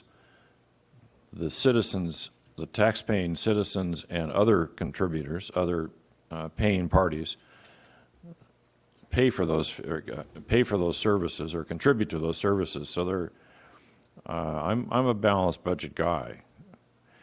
Having said that, insofar as harbor-related fees are concerned, not just slip fees, the only information I have at the moment, and I'm not denigrating the information because there's a lot of it here, is in the staff report for this particular agenda item. And it strikes me that there might be some opportunities to identify additional revenue opportunities for harbor-related fees to include slip fees in T-pier fees, in sublease policies,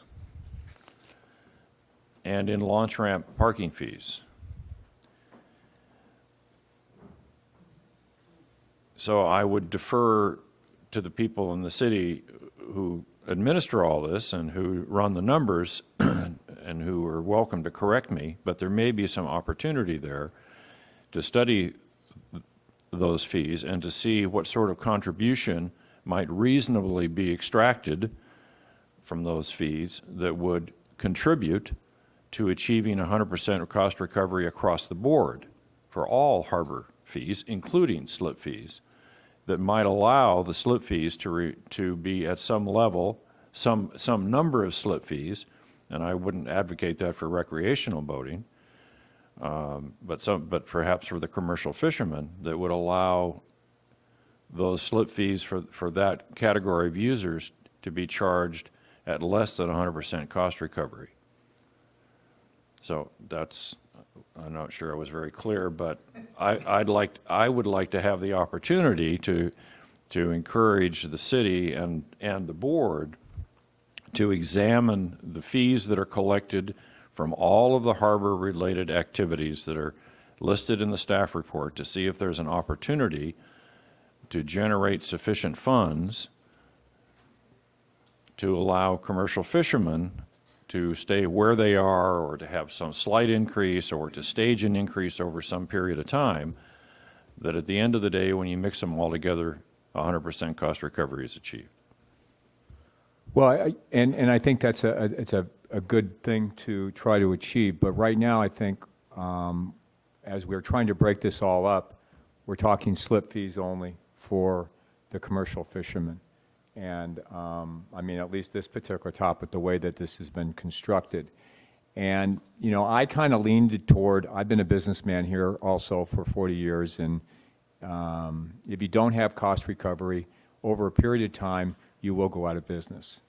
But as I listened to the audience tonight, and I have lived here in Morro Bay for 18 years, and I've lived in the county for 40-something years, Morro Bay is a unique community.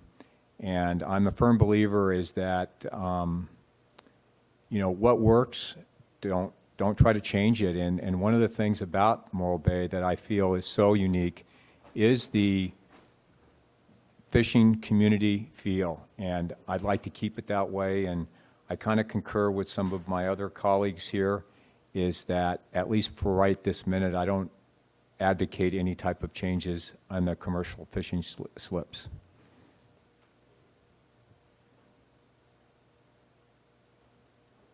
So with that said, do we have any other discussion, or is there any type of motion that we would like to make for the slip fees for the commercial fishing? Gene, Alan? Bill, if I could? Dave? It'll just help me to be able to take numbers back.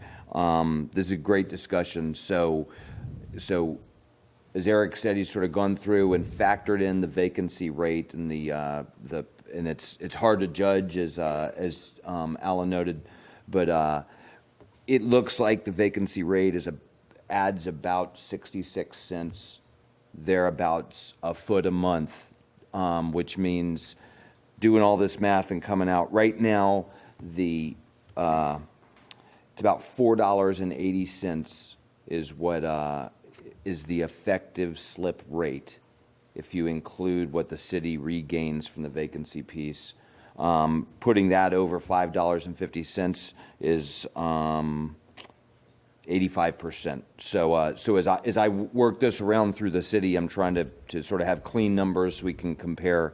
So what I hear, assuming that what I've heard anyway, and if you pass a motion, that'll be fine. But that is the sense of the Harbor Advisory Board is that leaving the rates as they are, which is about a 15% subsidy, is the recommendation of the board.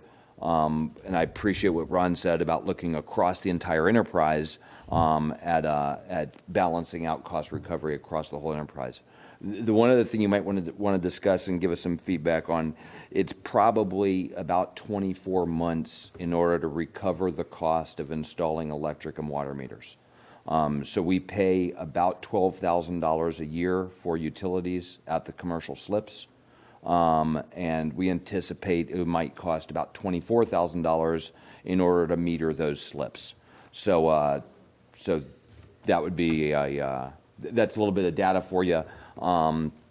The utilities are fairly significant, and then if you took the utilities off this, then essentially the subsidy is 5% right now, 4%. It's close to zero if you charged for utilities.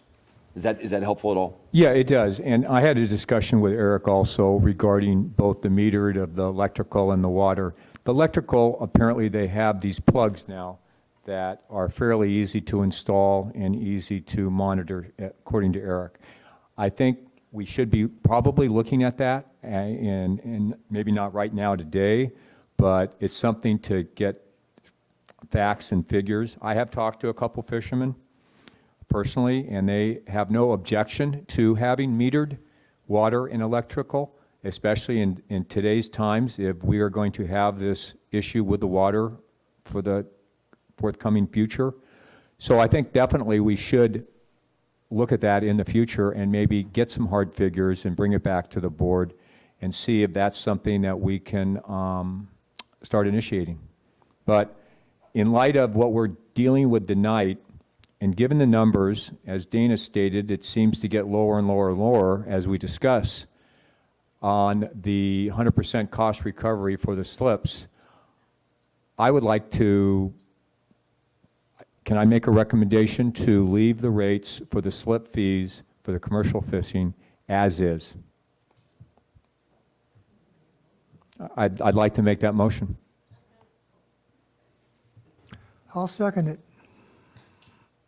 So we have a motion to leave the slip fees and as is. Do we have, and we have a first and we have a second. Do we have any discussion? Alan? We were arguing for no continuing the current rates with the CPI. Correct. And at whatever subsidy level that number is, which we can't quite pin down, that we're satisfied with it. That's correct, right at this point in time. Okay. Lynn? Dana? I would just say what you were talking about, bringing this back as far as the utilities go. We get some better numbers, then maybe the Harbor Advisory Board can look at that, and that could be something else that, we can discuss. The fishermen can tell us more about that. Ron? Okay. All right, no other discussion. I would like to, we have a motion on the table to leave the slip fees as is for the recommendation that the HAB makes to the City Council as asked by the City Manager here. All in favor of the motion, please raise your hand. All voted no. Any abstained? Okay. So the motion passes. We have 5 for it, 1 abstain. Thank you. Okay, so the next thing that we're going to discuss, thank you very much for your comments tonight, and it was very helpful, and thank you for everything. Before everybody bolts, we are discussing T-pier fees next, which obviously has a commercial fishing element to it, if anybody wants to stay or not. Okay.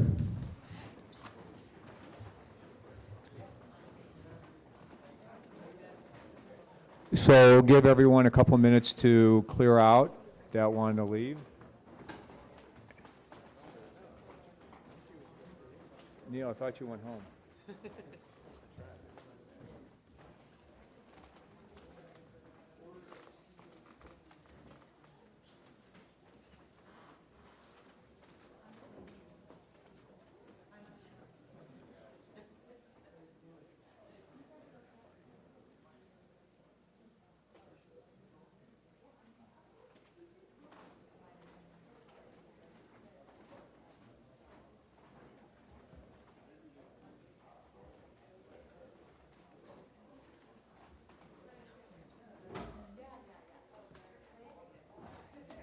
Okay, Eric, I'd like to get into the T-pier fees, please. You can go into that. Yeah, so same sort of rationale to a degree, although piers are a little harder to compare because while I know a linear feet of available space, boats raft up and there's no assignment, and so it's a whole different comparison. The methodology I used on the pier, with the exception of the South T Pier, which burned down in the few years back, a couple decades back, there was a capital cost to that. Typically on our piers and other larger facilities, there's not a capital cost. that gets a replacement every X number of years. It's built and it gets large capital improvement or major maintenance and repairs over the years. You never, hopefully, knock on wood, we're never going to replace the North T Pier. We're going to put 400,000 in here and 800,000 there and just continue that on a basis forever, which is the basis that I generally followed on the piers. South T Pier, obviously, we do have a cost to it. I do have to change a couple of my numbers and some of my methodology in here. So what I did on the piers was I took the two piers, averaged them together, averaged the cost together over a 60-year period, because historically every 20 years we've gone in and done our major maintenance and repair episodes.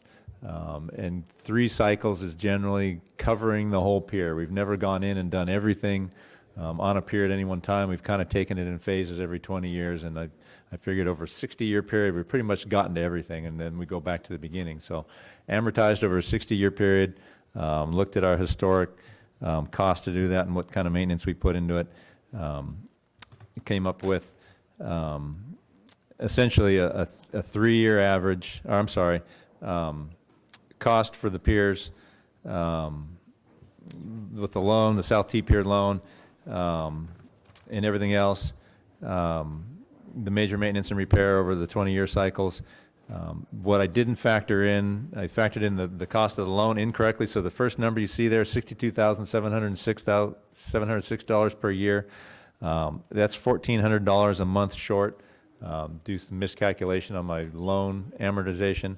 That number should be $64,000. We'll call it $64,000 a year for the 2 piers per pier. Piers being first come first served basis, the rate there is 25 cents per foot per month. $2.35 for electrical use. If you're plugged in, you get charged for electricity. Yep. That can't be 25 cents per foot per month, really? I mean per day. Sorry, that was my, and I circled it in red, and I'm glad you caught that, and I did. Yeah, 25 cents per foot per day. Sorry. That was my other typo. It's not per foot per month, per foot per day. So $2.35 per day for electrical. If you're plugged in, you're getting charged $2.35. Not technically metered, but we do recoup some of our electrical cost. So again, the cost to provide the piers about $64,000 per year. I based it on a 3-year annual average of pier revenues for the 2 piers, and we're getting about $63,000 in revenue. So pretty darn close. By my numbers, I think that came to about 98% cost recovery. Electrical, that's without electrical factored in. The electrical by itself, we get about $4,400 per year in electrical fees, while we're billed from PG&E about $4,800. The piers and are billed separately, so we are able to pull that apart. So on the North T Pier, we were $4,400 in electrical fee usage that we got in fees, and $4,800 in billing. So a little bit short on revenue to expenditure. On the South T Pier, kind of same differential. There's more power use at the South T Pier, but it's about the same differential. So in total, we're at about 91% on the electrical recovery on the piers. So again, same sort of discussion. Piers are primarily, though not exclusively, for commercial fishing boats, unlike our slips.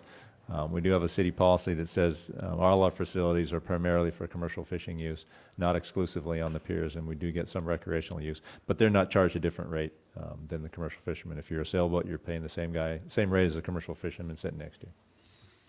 So same general discussion that, is this a proper level of recovery? And we're pretty darn close on the piers. So what do you charge per foot for the piers, or how does that work, Eric? It's per the length of the boat. Oh. Okay, Overall I'm sorry. length of the Yeah, boat. gotcha. 25 cents per foot per day. That's it. Okay, apologize.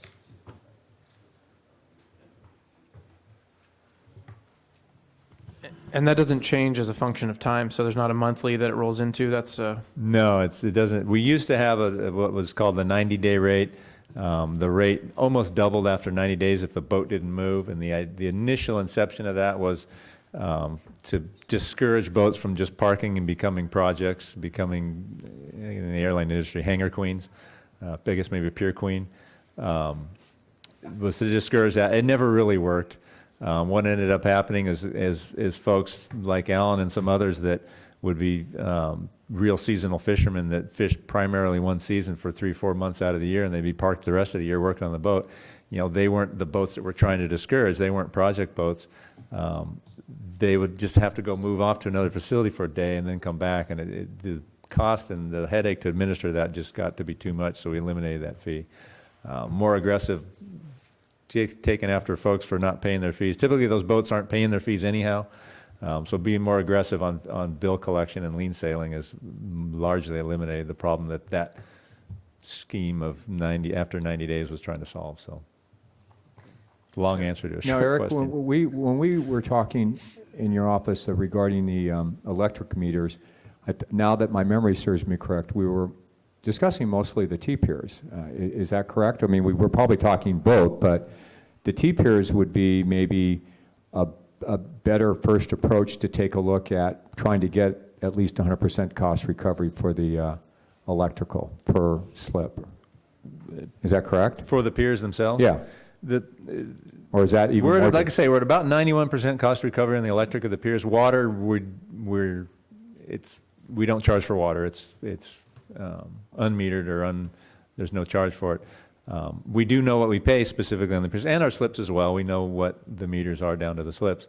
But as far as if we were to try and meter it versus what we do now, $2.35 per day, we're not far off with what the current electrical rates are. Where that number originally came from, I couldn't tell you. It's adjusted over the years on a CPI, and that's just where it is, and it's darn close. Okay, so we talked about water and that some harbors charge a percentage. In other words, I think we looked at the bill that we're getting for water. Is that correct, Eric? Or we didn't know what that bill was? Do we know how much we're getting charged for water for all the usage per month on Yes. the North T Pier? Yeah, we have separate meters. We have separate water and electric meters on all of our slips and piers. The only exception to that is our South T Pier and the slips immediately south of the pier, what we call our Beach Street slips. That's on one electric meter, so I can't separate those two out. So on the South T Pier, I separate out the electrical as a function of basically mass of how much usage is on the pier percentage-wise, more or less, versus the slips, and that's how I got the difference there.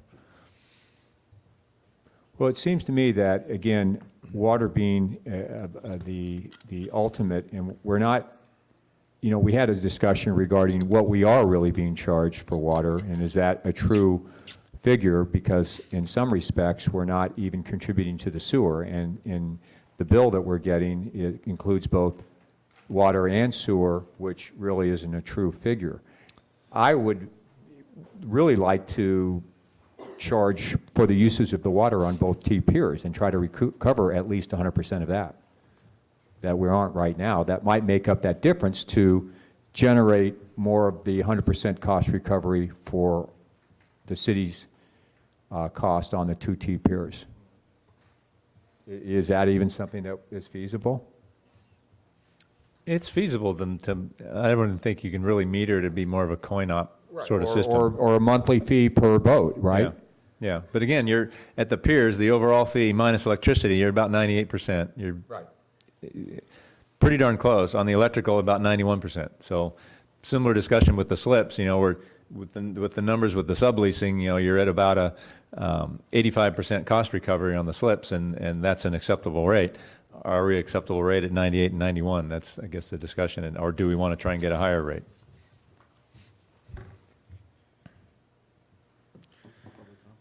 Ron?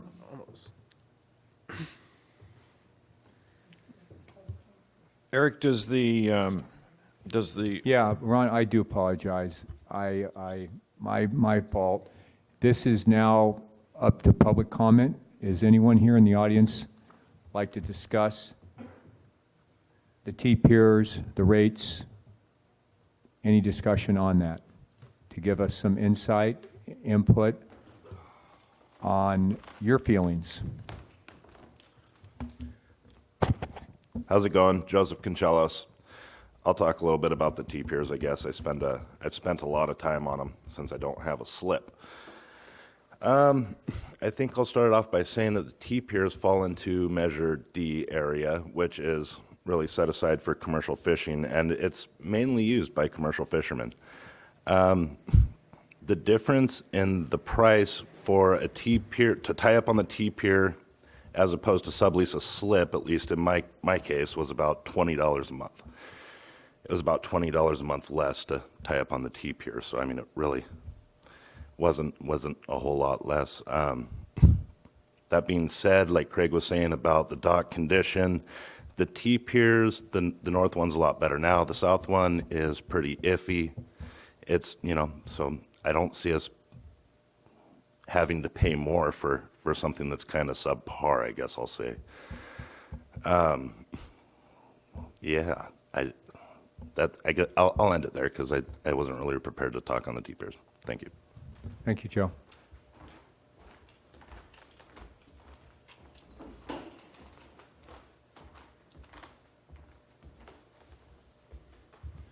Ed Sylvester, been here for about 40 years. Fisherman. I live here. We're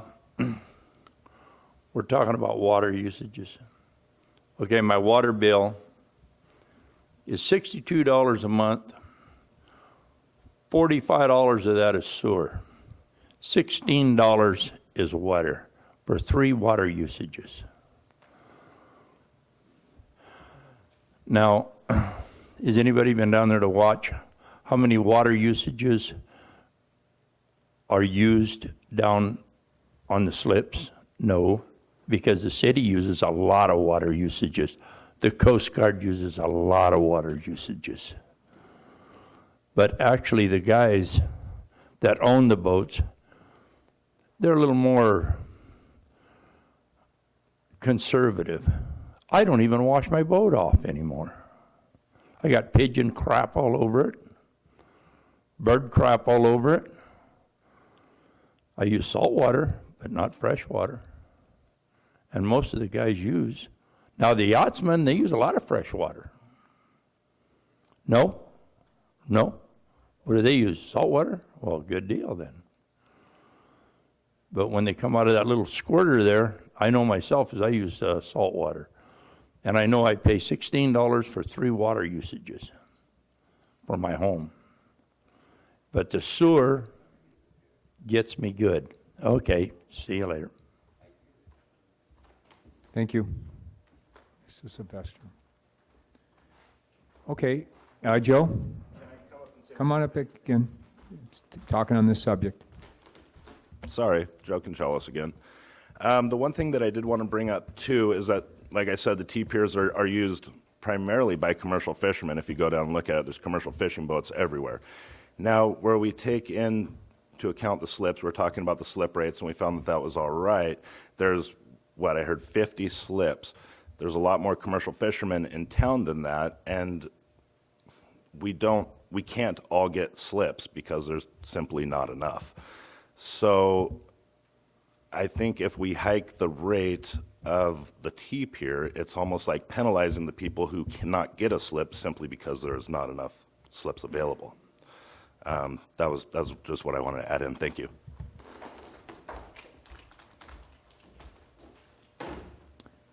Okay, any other public discussion? Any comments from the audience?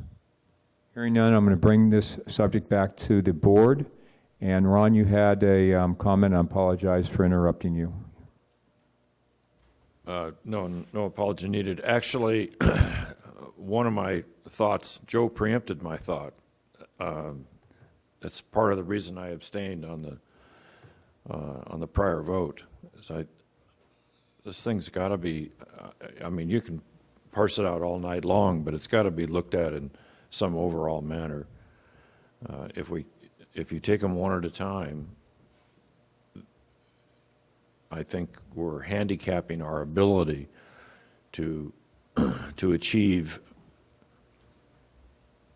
some level of optimum, whatever that might be, 100 or less, some optimal level of cost recovery. Eric, as it relates to the T-piers, I asked you this question earlier today, so forgive me for doing it in the public forum, but it's still an important question.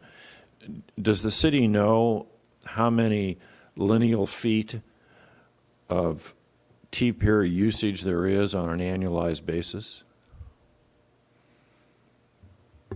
The city does not have that figure at hand. The city, meaning me, could probably determine it with plenty of looking at records and seeing what boats tied up and figuring out what their lengths are and adding it up. Yeah, the data is there. It's not in a format that I can just put on a spreadsheet right now and punch up a number. No. Thank you. And to Joe's point, if my numbers are correct, and doesn't mean that my math, that it is correct, but if my numbers are correct, using a 50-foot vessel as an exemplar at 25 cents per foot per day, that's $7.50 per foot per month as a comparative rate to a commercial slip. I'm not making a point. I'm just providing some information. So and the reason I did that is because, as I said earlier, I intend to look at all of the fees to see if there are opportunities to increase or reasonably increase the revenue. So that's why I did that math.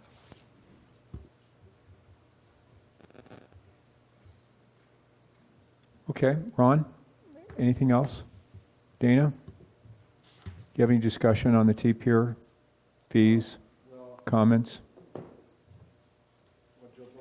What Joe brought up also was the difference between the two piers as far as their shape. I don't know how that works as far as your actual usage. I think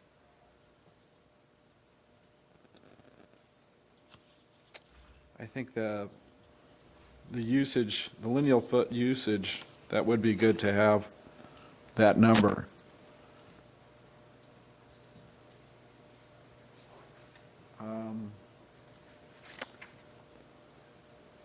And if we're not quite making the electrical, then it seems like we could. It's really close, though.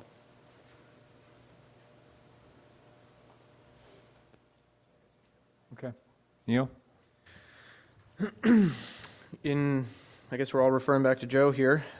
In talking to the point of fishermen being punished for being at the T-pier, and there being a line and not enough slips, I'm not trying to go backwards with our revenues, but maybe a concept could be if rates were to go up, that it wasn't on boats that were, they're not, I don't think you'd call them moored here, but this was their berth, that they're from here, and they're fishermen that are here that are possibly inline or are just, they're going to be on the T-pier forever because there's, or for a long term, I won't say that forever, guys, eventually you'll get there, but you know, something for a long-term plan instead of, you know, I know you said there was a 90-day plan before and that kind of disappeared, but maybe there could be a long-term plan from the T-pier that the city's possibly okay with and that they're not necessarily going backwards on. But then for the other boats that are the transient boats that are truly passing through, maybe that rate goes up and is a little bit more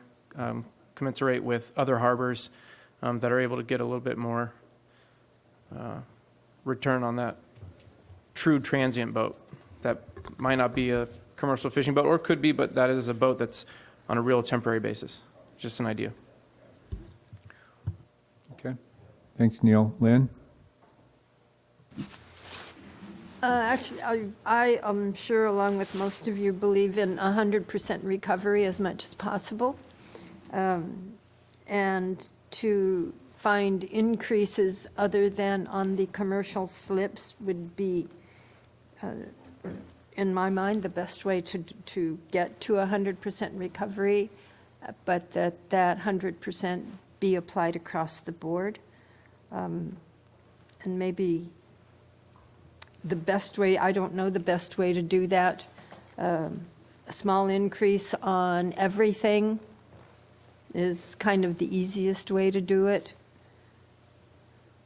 Without trying to figure out exactly what is the appropriate rate for each of the categories that we have of service.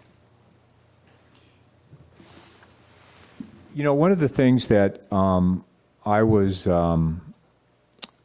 I want to comment on, Dave. You did a great article in the Bay News regarding the water and sewer rate increases that might be forthcoming in this new election. You laid out why it's going to happen. You laid out what we're going to do with it. And, you know, one of the things is, and I think Ron mentioned it so elegantly, and I thank you that you said we don't have to make final decisions tonight. I think this slip thing that we did with the fishermen, we needed to make some type of decision and comment so that we can make sure that they knew that they weren't going to get their rates increased 6%. Let me back up, I apologize. We haven't laid out in the harbor all the fees, all of our revenue, and what we're going to do with the money if we do increase these fees and try to capture it 100%, and maybe any improvements that we're going to make. We've heard from the audience, we have terrible bathrooms, we have no showers, you know, I mean, any laundry facilities, not really locked facilities. So maybe this is more of a comprehensive looking at all these fees here in the harbor and what we're trying to accomplish, and I think maybe we could get there a little bit easier than maybe this piecemeal approach that we're trying to do tonight. You know, a little bit here and there, and okay, so why are we doing this? So I don't know. I like the way you laid that out, and maybe that's what we need to do is look at it more on a global scale of all the fees in the harbor. We're going to raise them this much, and if we so desire is to have not taking into account any fees for the commercial fishermen, then so be it, and look at the other types of fees right now. So I don't know. Bill? Yes. So just sort of refocus on where we are based on what you said. So on the T-piers, we're at essentially 100% recovery on the piers itself and on electric. We're like right there. And this isn't about sorting out the 1%. It's supporting, you know, it's figuring out the big pieces. So the only real question there is water, because we're not charging for water. So, and we can sort through that and come back to you. And then based on what I just heard you say, the most of the other ones, there's probably not, I've heard it, several of you say, so for liveaboards, for city-owned moorings, for those things, then recovering our full cost is appropriate. So the next three, private moorings, city-owned moorings, and liveaboard fees, and then and launch ramp parking, all of those are either already being recovered 100%, or they might be a fairly easy decision for you. Right.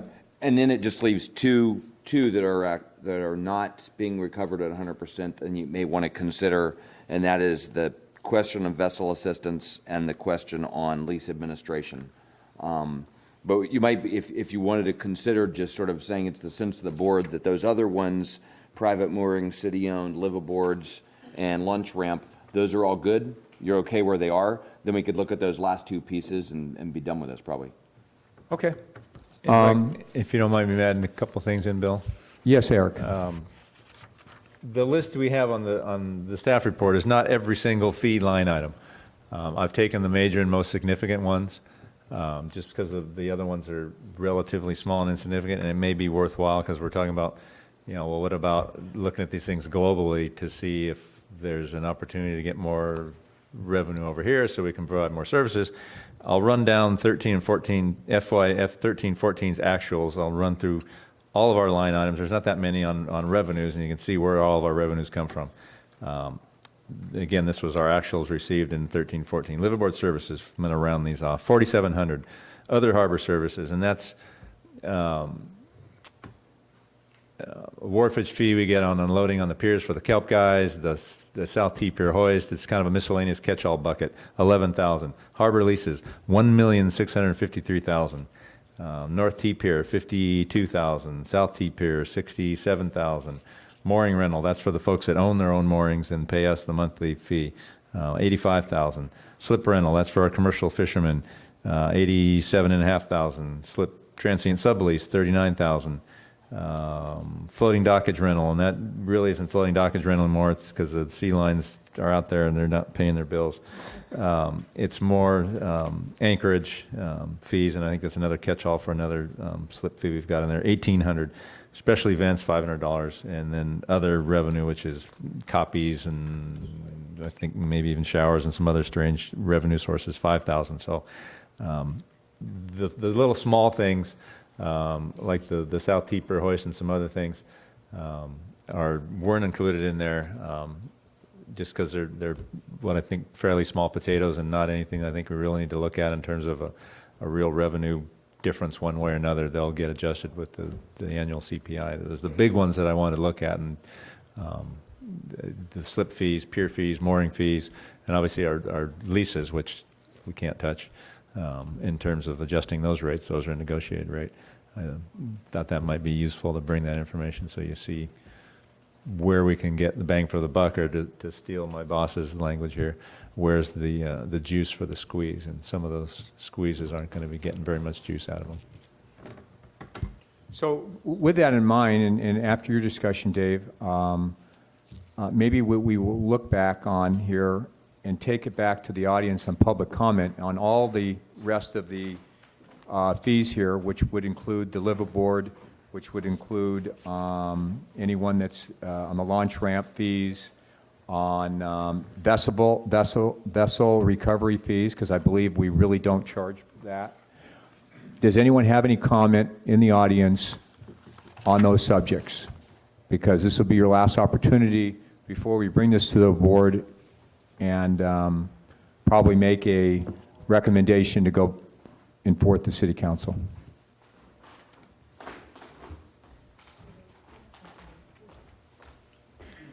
Well, we will do that too after this. Hi, I'm Denise Jacobson. Yeah. I'm a liveaboard, a mooring owner in Morro Bay.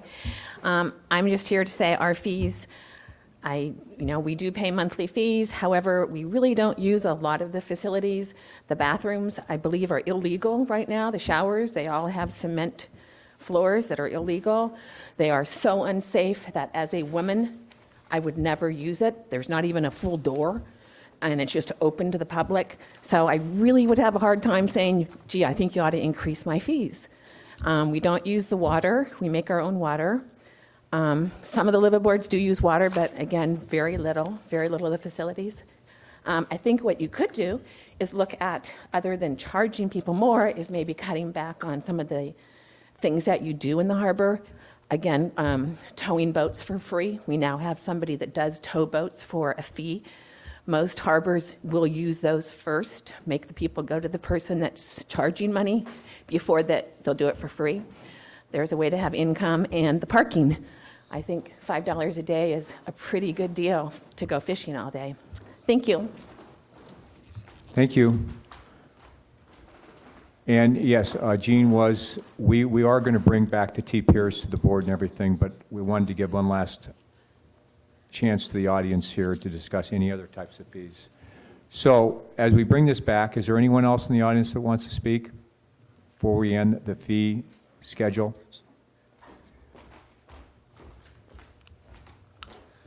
Hi, Wayne Moody one more time. I'd like to speak to the vessel assistance. You know, we brag about this harbor and our harbor patrol all up and down the whole coast. We think, the fishermen think, and I really think that we have the best harbor patrol and the best harbor department. And I would hate to see us saddle the harbor department with having to charge vessels a fee for assistance, especially like it is right now, one-time basis every month. Very few people use that, I think, but at least it's good public relations, I think. So hopefully we can leave that alone. Thank you. Thank you.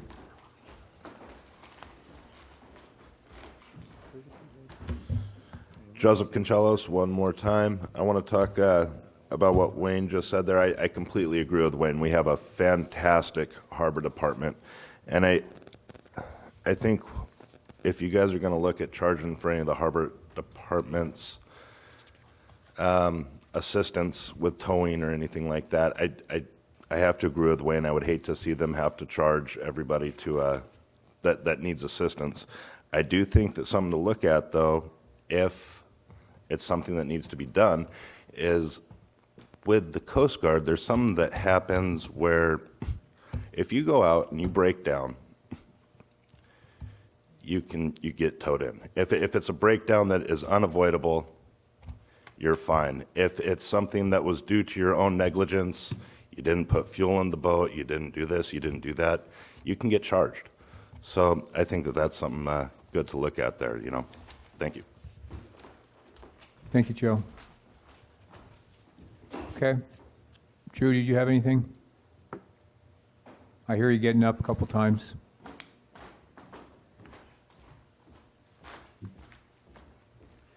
Thank you, Mr. Chairman. Drew Jacobson, liveaboard, and I work on the bay.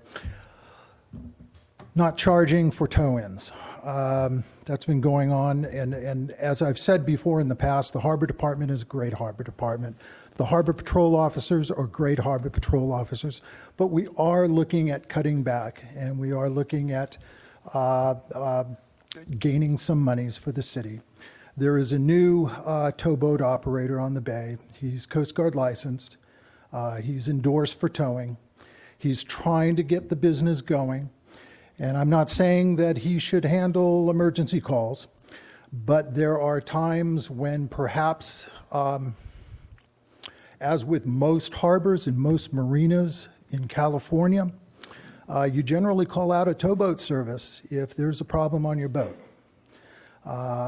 What I'm asking is that the Harbor Department perhaps work with this new towboat service.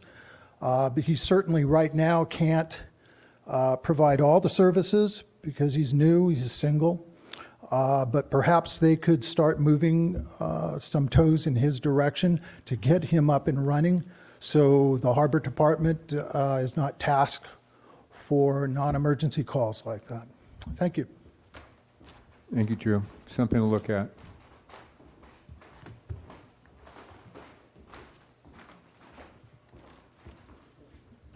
Yeah, you said something to look at there on that last comment. Shoving business that guy's way. Well, we might as well get rid of our $400,000 boat. We don't need it.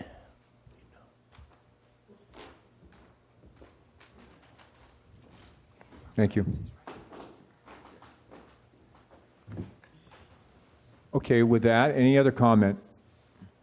Hearing none, I want to bring this back to the board. And Gene, you had some comments on the T-Pier and what we discussed there.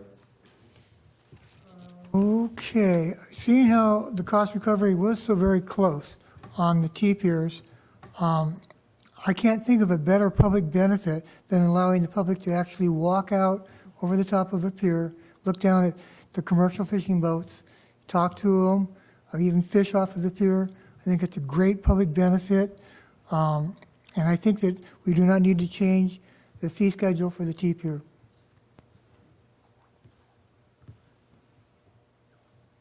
Okay, Alan?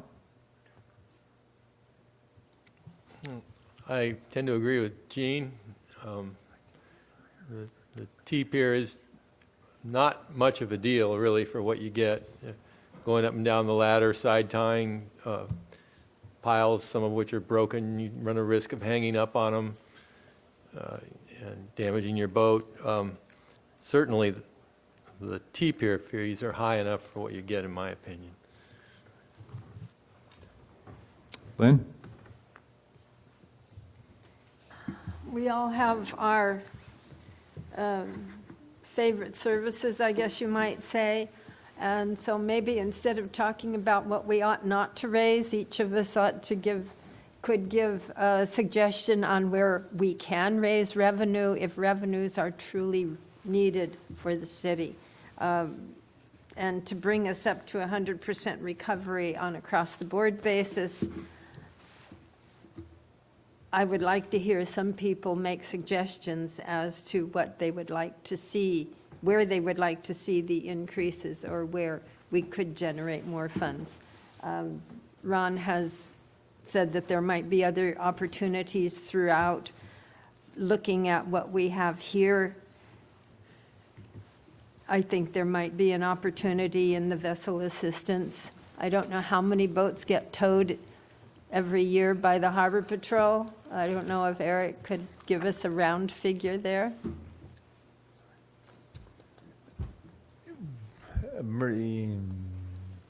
Non-emergency tows. Say again? 12,000 a year. 12,000 a year. Math's already been done. That we generate right now, or We get it costs us? 12,000, average 12,000 a year at $25. That's not a bad increase. Are you suggesting, Mr. Buckingham, that there's 12,000 non-emergency tows executed in Morro Bay every year? Not 12,000 tows, 12,000. So the fee is about $210, something like that, for those free tows. And Eric does about 2 free tows a week. Thank you, thank you. What? What's the cost to the city per tow? 210? The charge is $252 $252. per hour. Okay. So if each free tow, and we currently give 1 free tow every 6 months. Yeah, and I'll add, we rarely, if ever, have charged for towing. Right. There's very few people that get towed over and over and over again that would get past that 1 per Every 6 months. every once in a while.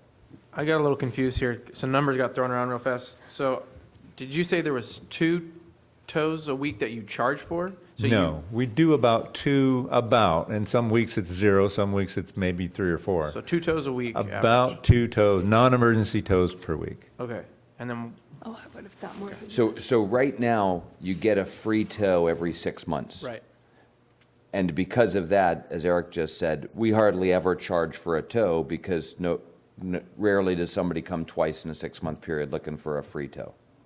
So if he started charging for those, what are currently free tows, that would be $12,000. Or what would happen is those people would go to this new business in Morro Bay, and that $12,000 would go to support a new business. And do we know what his pace or his fee scale is? It'd be interesting to. So he doesn't have to be registered with the harbor or the city? I mean, to operate in the bay? He's got to be Coast Guard licensed and have all the insurance and everything else. He's just in a slip. No, he's not operating as a sublease anywhere. Okay. He's running a private slip. So he does outside the harbor tows also? As far as I know, I don't know to what distance or degree he'll go. I don't know if he's an official Vessel Assist or Towboat US guy yet or not. I know he's working in that direction. He wants to be. Okay. I think Ron, do you have anything to say? What I'd like to maybe get a consensus here from the board, or at least, is I see, as Dave stated here, the T-piers, the slips, and as Len said, we don't want to touch any of these things, but we'd like to have 100% recovery in the harbor enterprise zone. Well, my suggestion here is that, is there ways on the lease fees, as you say, you want to raise those, the vehicle assistance, some of these other fees, the parking, we talked about that, Eric, and you were actually going to do that, or we were considering it. So is there a possibility that we can sit down and look at this on a more global scale to come up with a little bit more of 100%, or at least try to get to that figure? Yeah, we can. I mean, obviously you're going to have to go at some point fee by fee and Right. each No, one and consider it. Right. And figure out if there's any room for any improvement anywhere in terms of raising any fees. Again, slip fees, we pretty much dealt with. T-pier, I think we're done with, but not quite sure. We're at 91, 98% recovery, pretty close on that. Are we okay with that in general? Right. I heard discussion of do we want to have a different rate like we do for our slips with the piers in terms of recreational boats, a higher rate for recreational boats versus commercial boats. What the percentage is right today, I don't know, we're probably 80%, 90% commercial, and maybe 10% recreational. There's a So few if we're folks there. almost meeting the cost recovery, and if we make a differentiation between recreational and commercial, we might get to the 100% on the T-Pier, right, with that, correct? Correct.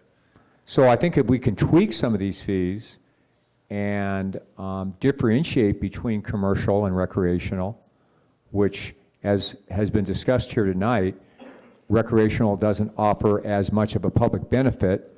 So according to the philosophy that we as a city can do is offer not the 100% cost recovery and justify that very elegantly.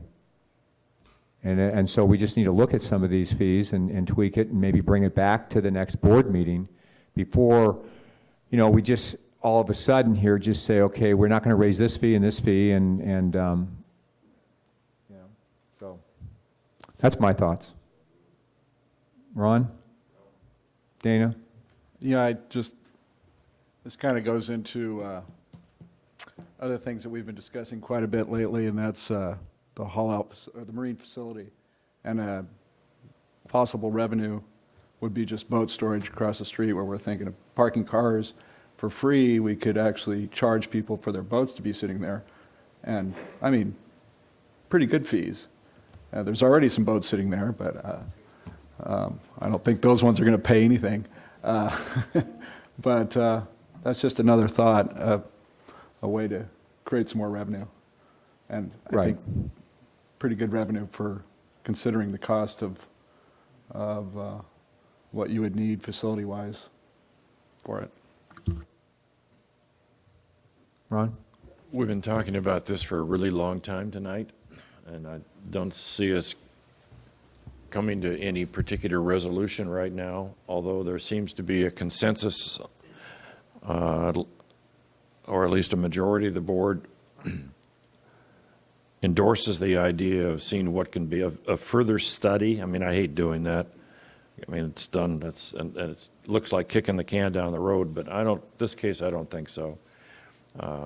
I'd like to encourage the HAB to work with the Harbor Department over the next 30 days or 20-some days, whenever you have to renotice for the next meeting, and put back on the agenda what opportunities were identified, if any, to achieve a little more cost recovery than we're currently doing from any revenue source, any harbor service revenue-related source. I don't think it needs a motion. Do whatever. But I can't do any more with this tonight. You're done. Okay. I kind of concur.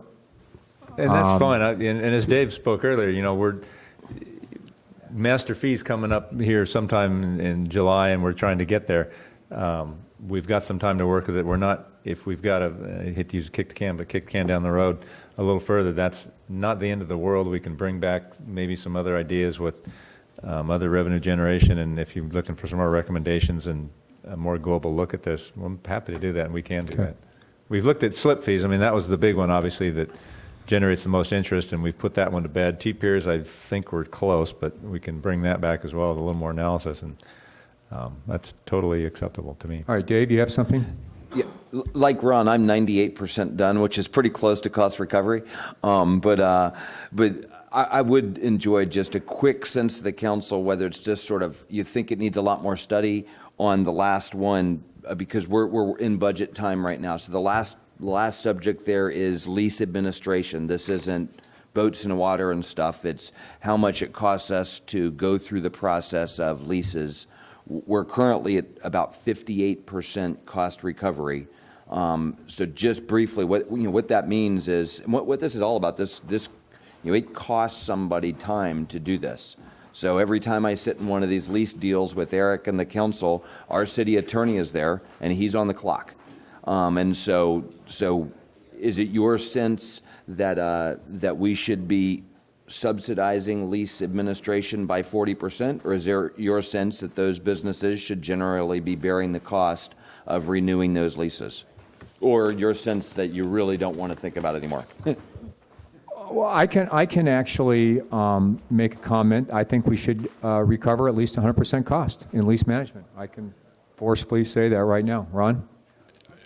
Before I can answer that question, I would need to know what mechanism or mechanisms are available for recovery. If I'm a leaseholder and I'm in negotiations with you, which I presume is where the costs come, or are you talking about also administering the lease, administering the standing lease as well?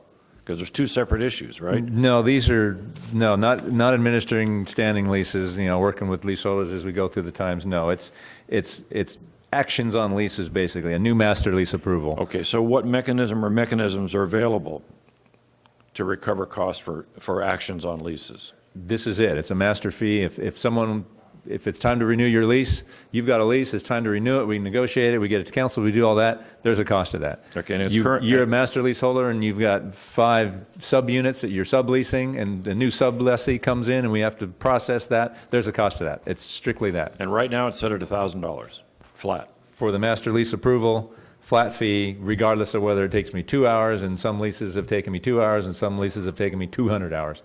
It's not an hour by the hour basis. It's again an estimate of a time to process, just like the permit fees with planning and building. When somebody goes in to build a house, they estimate about this many hours to process that.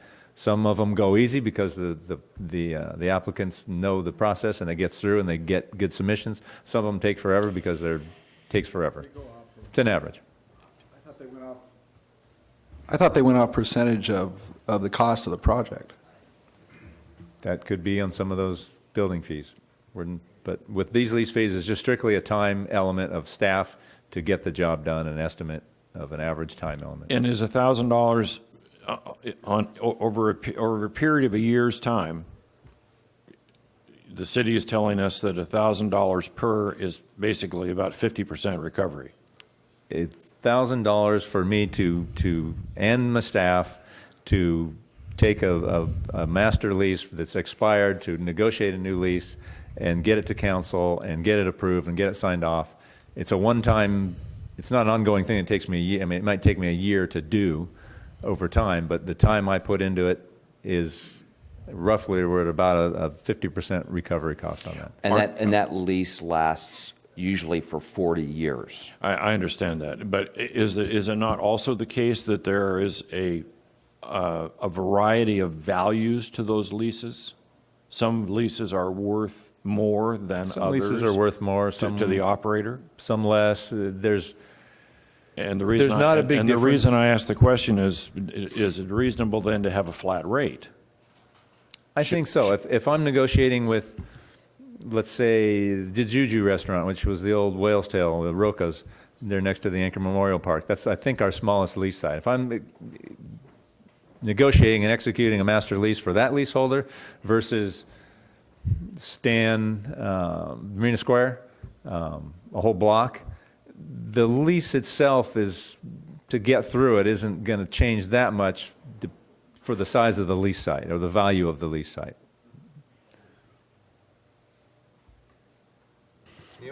So as a recent participant in this situation here, I'll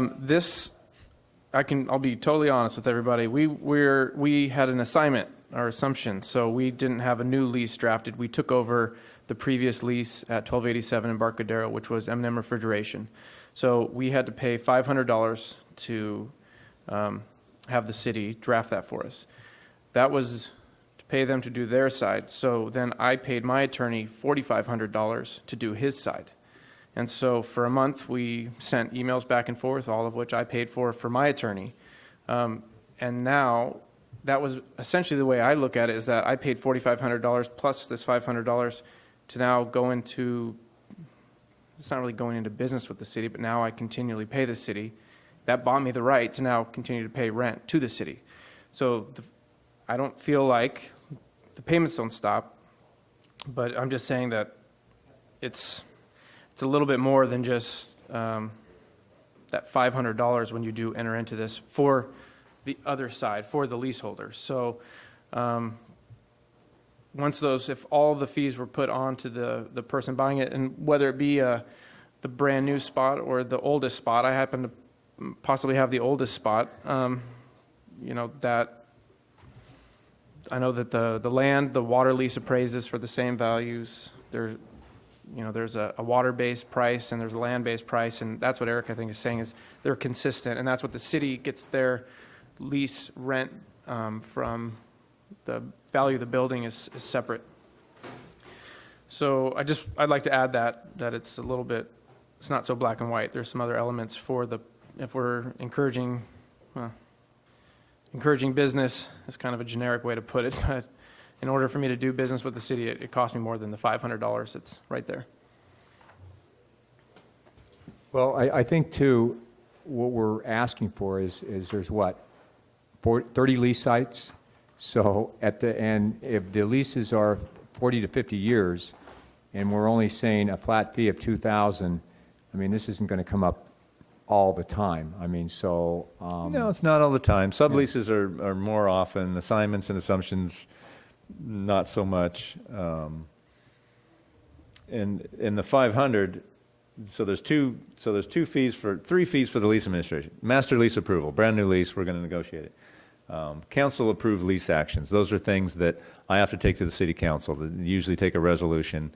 On some of our older leases, which are going away, this is the old format, we had to go to the council for sublease approval. We don't do that anymore. That takes more staff time. That takes more city attorney time. That takes city council time, city administrator time.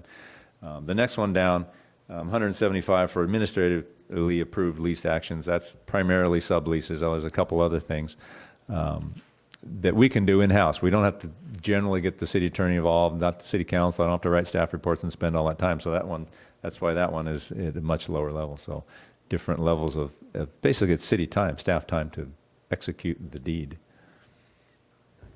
So, Dave, you'd like us to have some type of recommendation on this particular action tonight. Is that correct? That would have been great, but we don't need to go there. All right, Neil? I was going to say, I put those comments out there not necessarily to say that I want the city to stay at a loss on their time on this. I got distracted by my thought here. I think what? Yeah, I just wanted to let you guys know essentially, but I understand that there's more to the city. I'm not saying that I'm necessarily against increasing that rate. I just think that it needs to be considered. Okay, do we need a motion here? Is there any other discussion? Yes, Alan. It's not about the lease. Okay.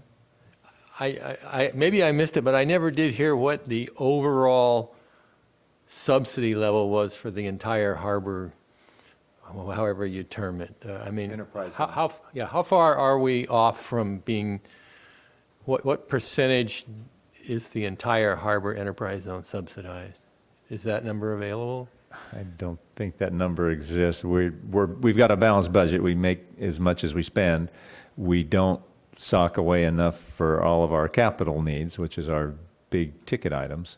We take them as we're able to afford them. So that's a current evaluation that we are doing right now, is looking at all of our capital needs over the longer term, over longer than just next year. What are we going to fix? It's trying to scope out over the longer term, and that's one of the reasons we're looking at these fees, because it's our excess of revenues that goes into our accumulation fund that pays for all this stuff. So it could be argued from one perspective that in fact the budget is not balanced.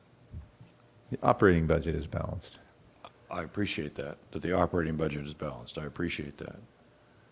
But you made a really strong point just now, and you said that the capital budget, if you will, which we'll get to later on it's different item. in this thing, is not balanced by Horribly out of balance in our city. And and so I'll go back to my opening monologue. That's exactly why we're sitting here. Right. So we've done over years what's called cash-based budgeting. Figure out how much money we're going to take in and divvy it out. We are just starting to do requirements-based budgeting, which is figure out how much it actually costs to run the place based on the real requirements, and then see how much we're missing. Right. So choosing just 4 small areas of the city, capital replacement, streets, police and fire, and only operations, personnel and police and fire, not equipment, we are currently we're upside down by 25%. So we need at least $15 million a year in the general fund, and we only take in 12. So your point is exactly right, Ron. When we look at the city more as a business and say, you know, if we fund depreciation, if we wanted our streets to be at a reasonable level, then we're horribly out of whack, as is, and Harbor would be too.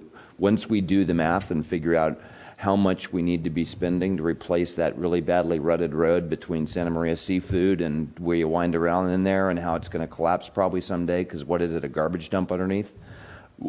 We haven't done that math, but once we did, we would see that and if we applied, Alan, that to what's our cost recovery versus the requirement to keep the harbor in decent shape over the next 50 years, then we'd find that we need to be raising more revenue, and hopefully not by fees, but by having great businesses, drawing lots of people, spending lots of money on the harbor. Because as Eric said, the business end of the harbor is by far the most, the highest revenue producing end of the harbor. It's not, you know, mooring balls or liveaboards.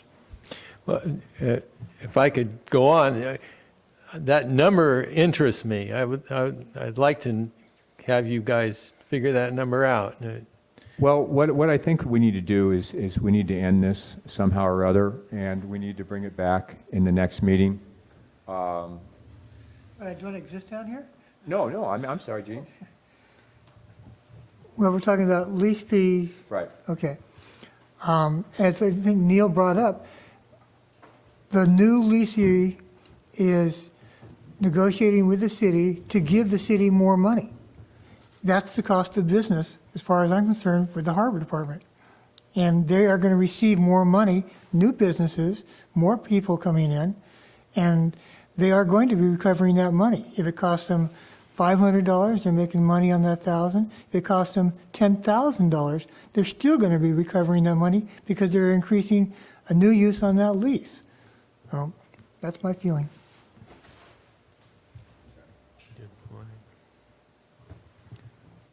So do we have any other comments or a motion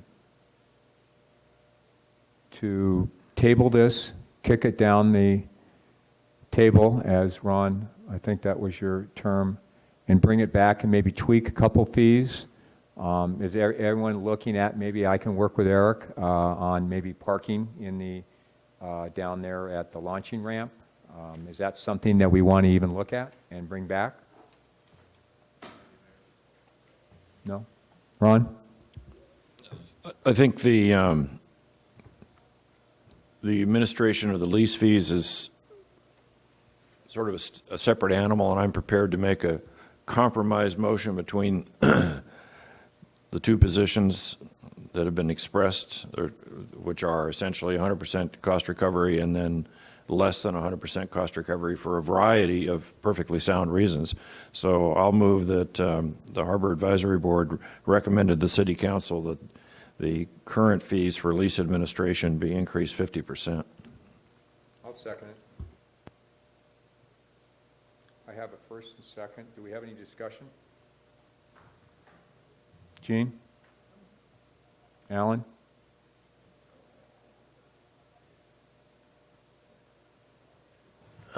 50% doesn't sound like a compromise. It sounds like full cost recovery. Well, according to the city manager, it's not full cost recovery. Because according to the city manager, it would have to be 100% increase to be full cost recovery. Oh, okay. Stand corrected. That's so we got 3 categories there. The master fee, master lease, we're at 1,000. Full recovery, 2,000. Next one down, we're at 500. Full recovery, 640. That's not double, if my math is right. Next one down, 175 is what we're at, 240. So we have a first and second. It's only the first one that said half. Right.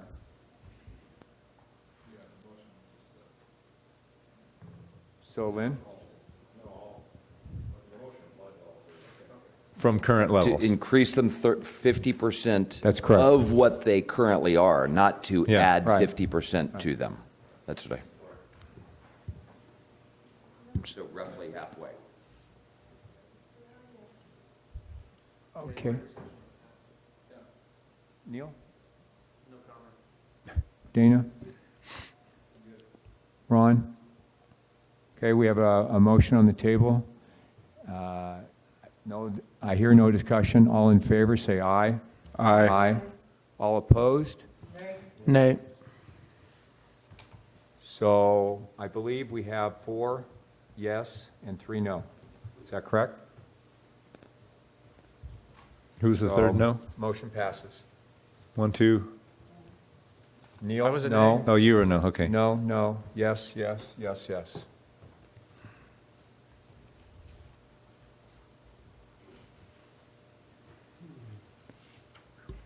Okay, so I think we have had a lot of discussion tonight. I mean, maybe we didn't get it all done, but I'd like to end this a little bit and get to the Maritime Museum, who's been sitting here a little bit. So do I need to make a motion to end this discussion, Eric, and we can work on it and maybe bring it back the next meeting? If you want to table it and bring it back, unless my boss tells me otherwise, I don't think we need a motion to table, do we? Okay. Nope. All right. So with that, I think we'd like to bring Larry up with the Maritime Museum, and he can share with us his proposal. Is that correct, Eric, or do you want to discuss this a little bit first? Yeah, let me do a quick run through my staff report here. Thanks for that, and then if there's any public comment, although I think our presenters will be our public comment. So as you know, the Central Coast Maritime Museum Association's been working for a number of years to try and establish an actual museum instead of a collection of stuff spread all over town. We've got a current MOU with them that allows them to display a couple boats and stipulates a few things. We've got council okay to change that agreement. Got that last year to update it to get 3 boats out there. The Maritime Museum's come forward with a new proposal, kind of in conjunction with us acquiring the Triangle lot. They've got a proposal to move their boats out of the existing parking area. We've got it up on the screen there now, where they are now, over into the dirt area between the Triangle lot and our Front Street paved parking lot. Close off one of the driveways into the driveway into the Triangle lot and open up a new drive from the Front Street lot on through and do some nice improvements in that mostly dirt and eucalyptus tree and rock and fenced-in cyclone fence area. Build a small 20 by 20 building, some outdoor display areas, increase their kiosks. They've got 1. They want to put 2 more in. That'll not only have Maritime Museum-related things, but other maritime-related things of other groups that they may want to put in. Some botanical areas, some xeriscape landscaping, so we're not taking up any more water, picnic tables, and really improving the areas in between those 2 parking lots. And then they'll bring out the Tug Alma, which is currently out in our yard at the end of the dirt road, so we'll get those 3 boats on display. And then bring the submarine over and put it on the trailer that's currently back out by the power plant in the back corner of that lot, and reestablish those 12 parking spaces. So flat work, some of the flat work's going to be done by the city. The Maritime Museum's going to do the majority of the heavy lifting with building the building and doing a lot of improvements. We'll be working with them towards those improvements. So what we're looking for tonight from the Harbor Advisory Board, and we'll get some input from Larry and the Maritime Museum here. What we're looking for from the Advisory Board is just some general input on the idea and concept and what do you think about it. Nothing is going to be permanent here. Most of the hardscaping is going to be in pavers, so things can be moved. They have taken into account that a boatyard may someday exist in the Triangle lot, so there's enough space in the drive between the 2 lots to get a travel lift through there if that ever comes to pass. And again, some curb and gutter work, which is removable if things need to be rearranged in the future for that lot to be used as a boatyard if we end up getting in that, going in that direction in the future. With that, Larry, you guys have anything you want to add? As Larry comes up here, I'll just add from the broader city perspective, we do want to be able to, at least in the near term, make use of the triangle lot for parking. And the current setup of those two driveways is not safe.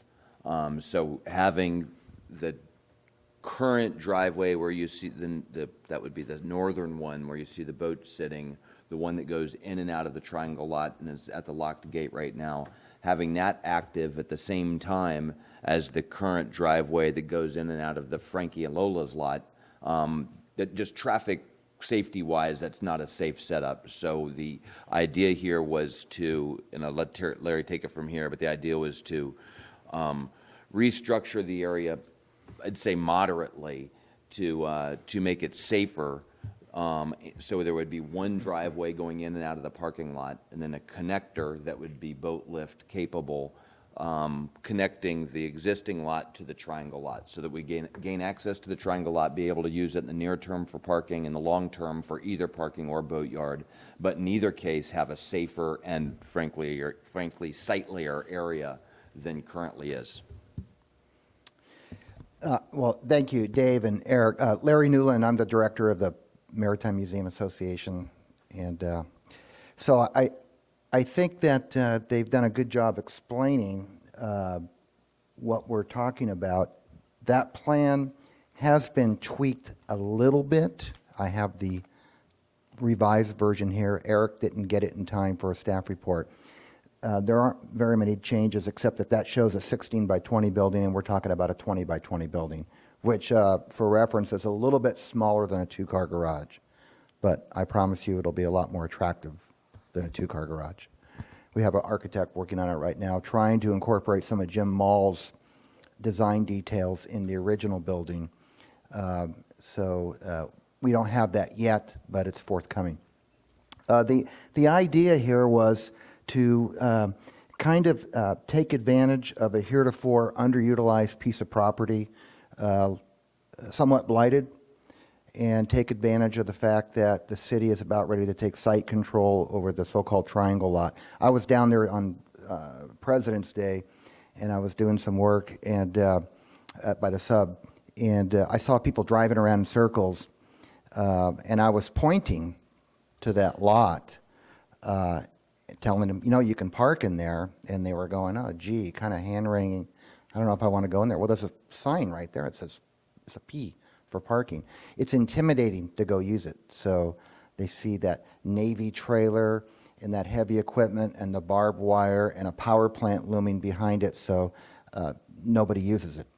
But it's over 2 acres, so I'm pretty confident that with that opening, the so-called parking situation on the waterfront will dissolve immediately. But beyond that, we thought that it would be a nice city attraction to have this kind of thematic maritime park.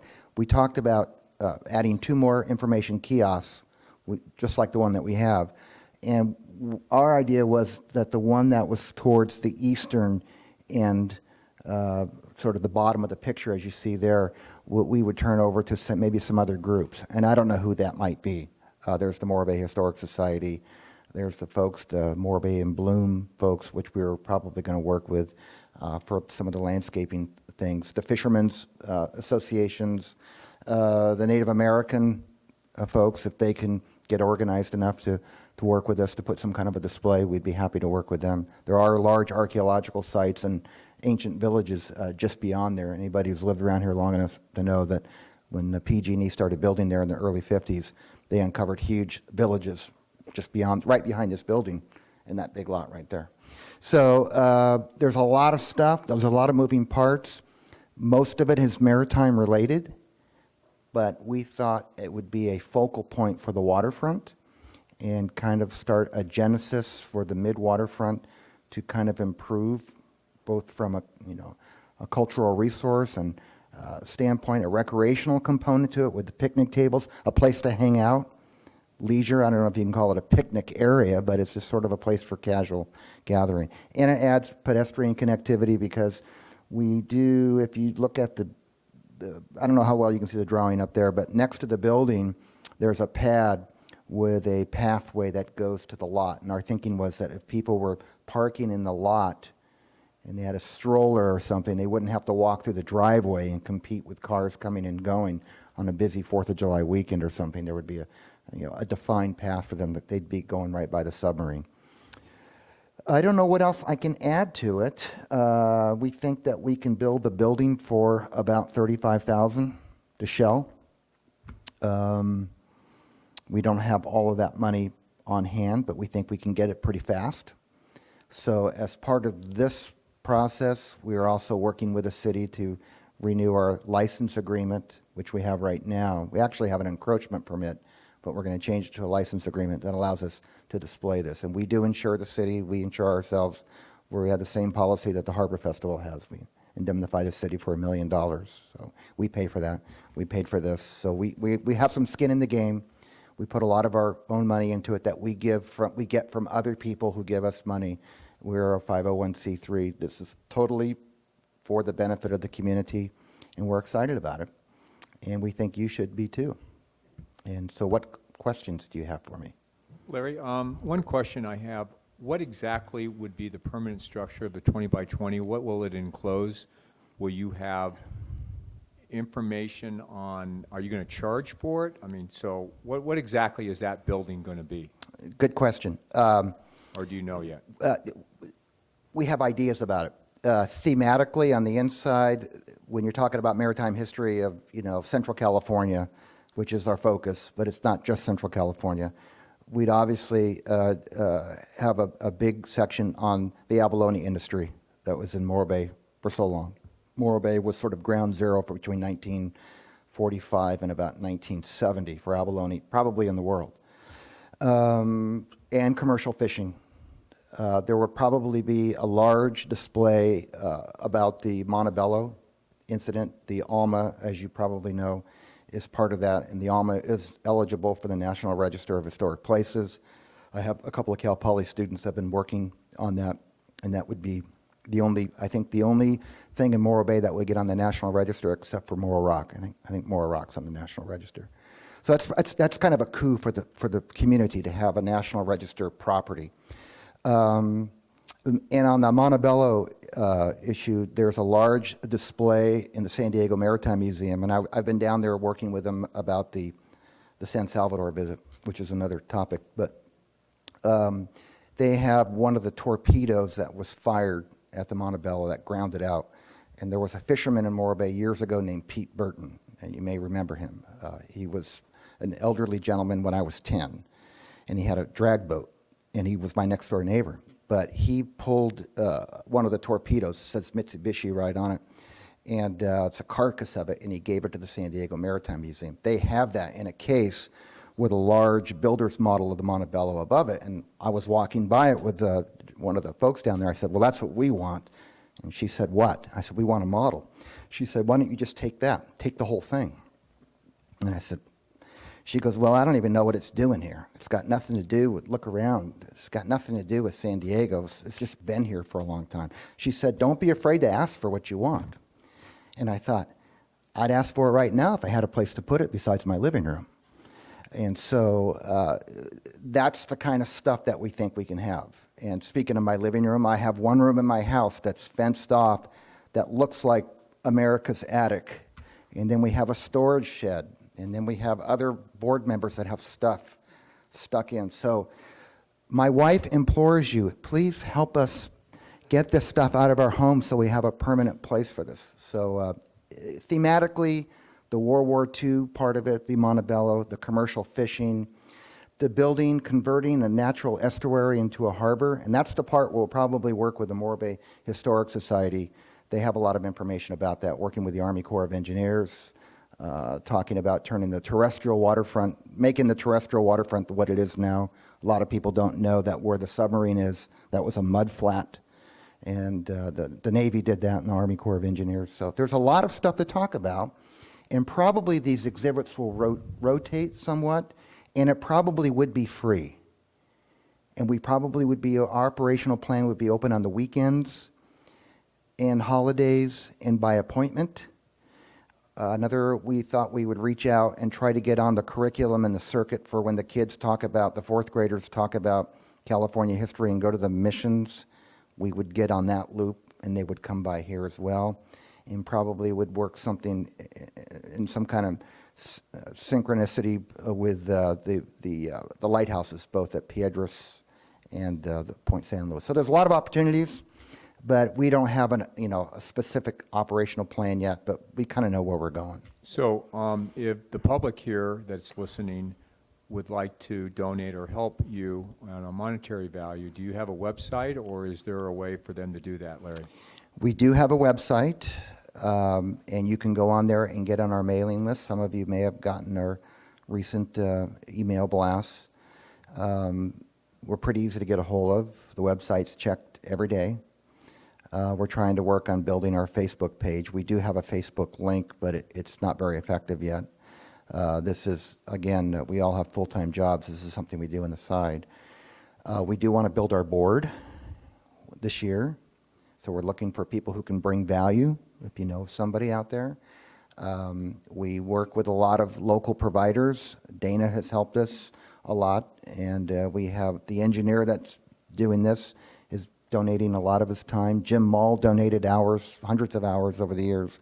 So this is kind of, I liken it to kind of one of those Amish barn raising kind of styles. It's a community event and a community project, and something the community can be able to be proud of and add to a Morro-Bay's sense of place, a compelling sense of place. I appreciate your efforts and your perseverance, because I think when I came here in Morro Bay in '99, I met you, and you were a one-man band and probably still are to a certain extent, but with a lot more help now. And I think your dreams have become a vision, and hopefully these visions will become reality. So I commend you, Larry. Thank you. So do we have any discussion or any comments to Larry about his plans? Gene? Yeah, Larry, on the driveway that's going into the Triangle parking lot, how wide is that?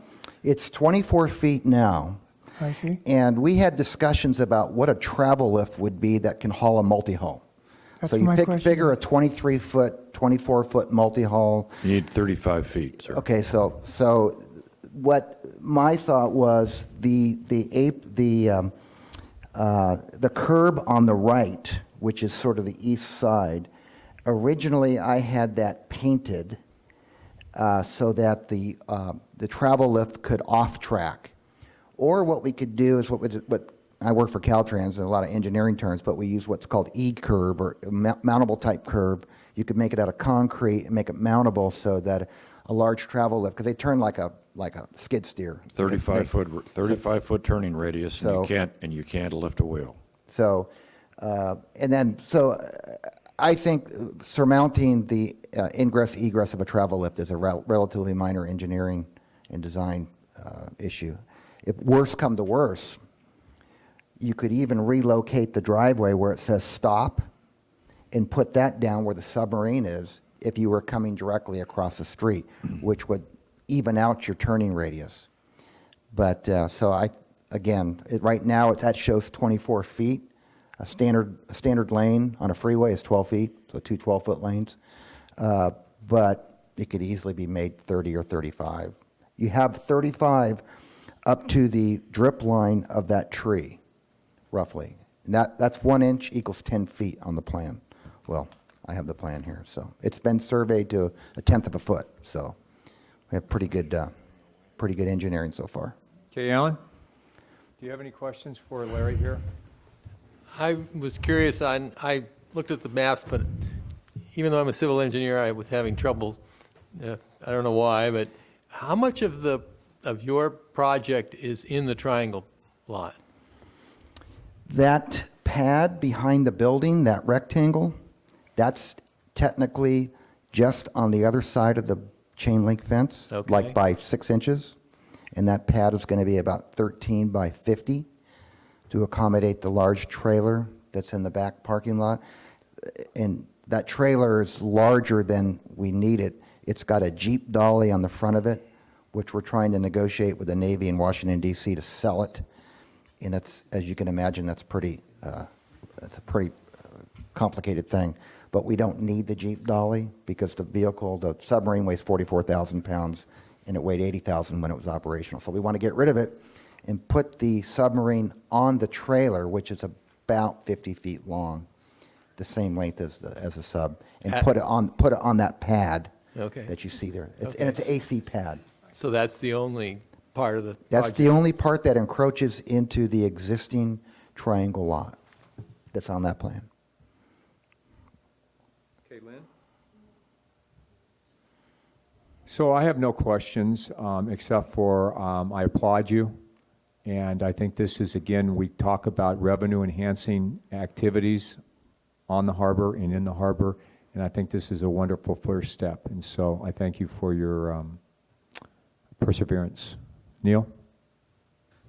I think we asked what your website was, but I didn't actually hear Oh, hear the website. It's morebaymaritime.org, morebaymaritime, one word.org. If you just Google Morro Maritime Museum, it'll come up. Okay. If you Google DSRV Avalon, it'll come up. That submarine, I have a friend who says it's the second most photographed thing in Morro Bay, outside of the Rock. And we recently hosted, last fall, the engineers and scientists who worked at Lockheed Space and Missile and developed that. And they were all like in their 80s and 90s. And they were here for 2 and 3 days, and they all stayed in hotels, spent a lot of money. Their grandkids came and climbed through it. And it was a really great event. We had pretty good cooperation from like Doran's Restaurant and so forth. But it's an example of how there's kind of spin-off benefits from something like this. And I think, Bill, you were talking about that. It has sort of tangential benefits for the economy. Neil? We're just on questions right now, or full comment, right? Yeah, no more questions. Thank you very much for your presentation. Dana? Yeah. I am just mostly concerned about the travel lift possibilities coming in and out of here, and that need for 35 feet. Exerscape Island, can you explain that a little bit more to me? I'm a little... So are you... Is there a curb right there? The one on the west or the... The west side of the entrance. Under the tree. Well, that tree is going to be taken out. The Uke tree, it's going to be removed. And there'll be an island there, a little peninsula with a concrete curb. When you put pavers in, you have to have a good strong header. And so you have to lock those in, especially if you're going to have a structural section that can take the weight of a large vehicle. So that's what we were thinking. But that's modifiable, you know. It's 1 inch equals 10, so I don't know. Yeah, I what just that want to is. make sure we got that clearance. Otherwise, everything's fantastic. You know, I'm a huge supporter Oh, of I you know, guys. I and know. So glad to see this finally coming about. Okay. As you also think about pavers or get concerned or wonder what's going on there, the city's ready to execute on the flatscape piece of this thing very quickly. And we can do all of this without a coastal development permit if we use pavers. So it's not to say that if we put a boatyard in there, obviously there's going to be a lot of reorienting that would need to be done from vicinity to South T Pier, through the parking lot, over the Embarcadero, into that parking lot somehow. That would have to be planned out if we put a boatyard in there. So pulling pavers out at that point and paving or making sure that there's stability for a boat lift would be a minor part of making sure access from a haul out into a future boatyard is viable. If I could add one thing, we like the idea of a boatyard right next to our museum. In fact, we want that. In fact, the closer the better. So just for the record. Okay. Dana, anything else? No, I'm just really happy to see this moving forward. Thank you. Ron? In terms of the boatyard connector, I like that phrase, Mr. Buckingham. In addition to the 35-foot width to accommodate a hypothetical 75 metric ton travel lift, there's also going to be 53,000 pound point load on each wheel. Okay. Well, I don't see any opposition to this, but I think what we'd like to do is I'd like to see, does anyone have a motion to Do we need a motion here, Eric? I believe we do. Or a recommendation? We're looking for input on the overall thing. If you want to make a motion to support it, by all means, there's no reason not to. Do I hear a motion here? Or does anyone have? Dana? Yes, I move that we recommend that the proposal from the Central Coast Maritime placement and parking area go on as proposed to the city. Do I hear a second? Second. I have a first and second. Do I have any discussion?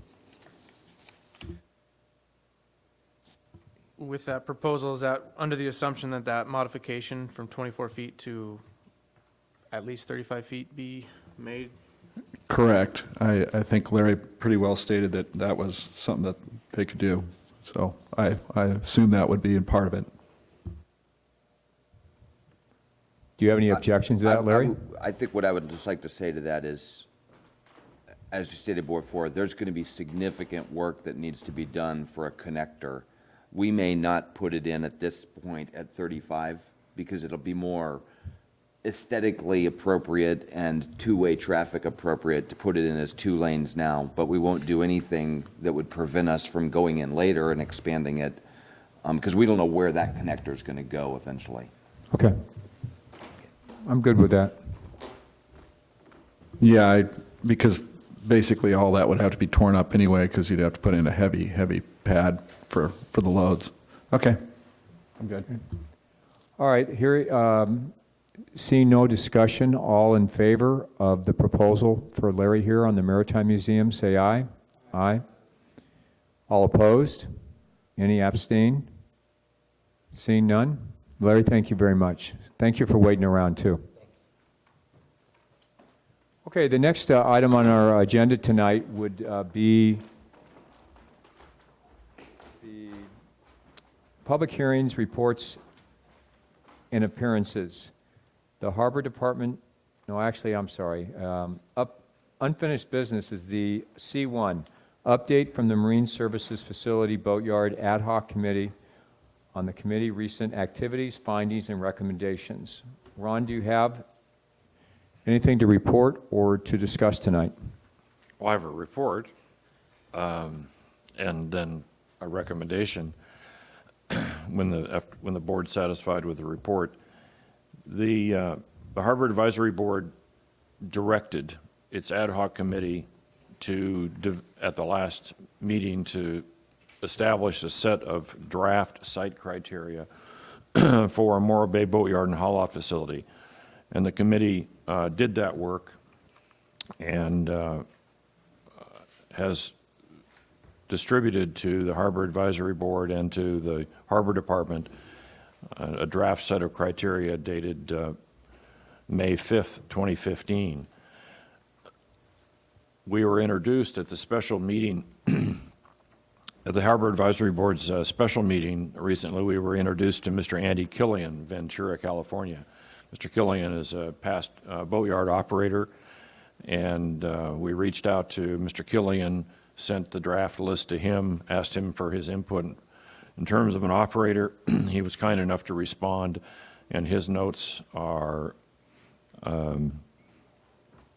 added to the list, and attribution is pointed out, is given to him in that list. So I presume the board has the draft criteria? I do. Okay. So any questions from the board relative to the draft criteria? Gene? Alan? Nope. Lynn? I have none. I think it was a well thought out, well done job, Ron. Neil? Dana? Okay. So what's our next step here, Ron? I'd like to make a motion. Okay. Move that the Harbor Advisory Board, Polly, I have a copy of this, I'll hand you. Okay. Move that the Harbor Advisory Board accept the ad hoc committee's draft site criteria for a Morro Bay Boatyard and haul-off facility.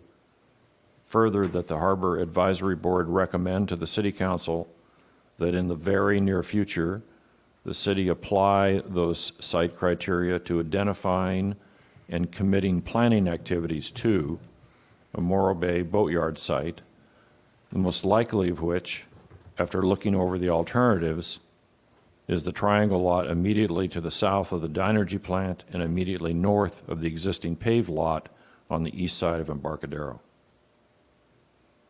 I would like to second that. I have a first and second. Any discussion here? Gene? Alan? Well done, Ron. I had a lot of help. Lynn? I have none either. I think it's well thought out and well done, Ron. Neil? None. Dana? Good job, Ron. Thanks. Okay, so we have a motion on the table here, and we have a second. Hearing no discussions, I'd like to call for a vote on accepting the draft site criteria that the ad hoc committee came up with and giving it to the city council for consideration. All in favor? Aye. All opposed? Any abstain? None? Motion passes. So this will be given to the city council. Eric, how will this work? Yeah, most likely I'll probably draft up some sort of a memo to council and work with my city manager here and figure out what our next steps are in terms of getting this in front of the council and what we're asking of them. It is a city goal, as you know. Right. As we last HAB meeting, wanted, without a site, to really start rallying around what's the point of moving any further. So I think we've gotten past the HAB recommendation of that, and we'll bring it to the council and see where they go with it. Well, I think that, tonight we at least Mr. Buckingham here has given us some indication that if this thing all goes forward, he at least is seriously looking at the boatyard haul out and storage facility being in that area over there, at least as a consideration. So I'm well assured that the city and the city council will give this a due course because, as I say, I don't know, Dave, we've been talking about this since 1999. And I think if we pass on this opportunity, you talk about revenue enhancing, things, I think we have to do it now or it's just not going to get done. We're just not going to have a boat haul out facility or any type of storage facility. It would be nice to have it maybe over in Coleman as we discussed, but this looks like one of the few sites that we are able to control right now and put through. So thank you very much. If I can just say one or two things Yeah. on that, I'll let you know what our thinking is. Sort of my thinking is the triangle lot is I think a very logical place for a boatyard. It's also an ideal place for parking. And so there's a friction there, and I'm not sure that they're mutually exclusive. But so we're looking at a whole bunch of things in the city, as you can well expect. One of them being that we'll probably we're going to definitely come and bring to you for some input, since it's on the harbor side of the Embarcadero, is the potential of expanding the sidewalk on the bay side of the Embarcadero out, essentially take away all of the parking spaces along that side, expand the sidewalk out 8 feet, so you would have a 12-foot promenade along the Embarcadero instead of that narrow 5-foot thing. Each of you, I'm sure, has seen a visitor pushing her baby carriage down the street because there's no space on the Embarcadero sidewalk to push a baby carriage when there's people on the sidewalks. That's something that we're considering. We're doing some graphic design of. We'll bring to planning and to you and to PWAB and the public for input.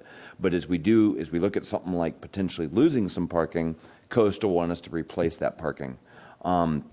So the triangle lot is a good space for a boatyard. It's a good space for free parking. Are there other potential space? I think that, frankly, maybe the best place for a boatyard would be in and around the tank farm But unfortunately, it's owned by Dynegy right now. So, and we just don't know where that is going. So the city is absolutely committed to taking the boatyard feasibility and assessment all the way until we have a boatyard, or until it's clear that we shouldn't. And what I base that on partially is the city council at their meeting about 3 or 4 meetings ago committed an additional $15,000 to do the feasibility study, since we didn't get the $15,000 grant that we needed from the cable commission committee this year. So your city is committed to continuing the boatyard process. As we go through that, I think it might be wise to assess 2 sites, the Triangle site and another site, so that if we made a breakthrough on the Morro Bay power plant soon, that we might say, hey, there's even a better spot for a boatyard. And we've done a feasibility study on a new wastewater treatment plant at 2 diverse sites. I'll appreciate your input on this, but we might be able to do the same thing for a conceptual boatyard, and say, one in the Triangle lot and one at the back of the tank farm, to assess both of those and to be able to compare those. But we're full speed ahead, or at least boat speed ahead on going through the process. Now we're at the feasibility study process, or a part of the process for a boatyard. And Eric and I have also looked, and we'll look for your input on this. Is it feasible to do boatyard and some parking all in that Triangle lot area? There's actually a fair amount of space back there. There's also a big building right across the Dynegy side of the fence. If we could peel off another 50 feet worth of Dynegy property, I think that's highly unlikely. But we're sort of looking at all options down there of how could you fit a boatyard in to the Triangle lot area and still retain some parking? Could you do that? And also assess the potential of it in another spot, such as the other side of the Morro Bay power plant, the tank farm.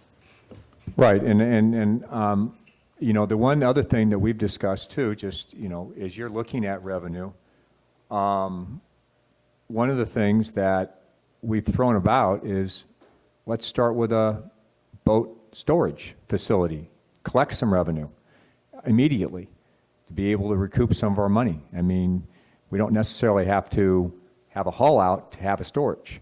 So, that's something to also consider as you're doing your master plan. Okay, where are we going to get revenue? Where are we going to, how are we going to really accomplish these goals? This is another avenue where if we could pencil in a storage, I think we would immediately have some revenue enhancement opportunities here, Dave. Yeah, I just want to reiterate the motion that we made. It was concerning this criteria that the ad hoc committee came up with for the feasibility, and that it was after looking at all the places for many years, really, but more recently defining this was the most optimal space to use, was in that Triangle lot. Some of our big concerns were where the travel lift is and where it travels to, and that was the better spot also. So moving it down the way, we found other problems environmentally, and the Morro Bay National Estuary Program is part of our ad hoc. Representative from there is part of our ad hoc committee, and so this was, as we went through this criteria, we looked at every issue, and this is where we came up with.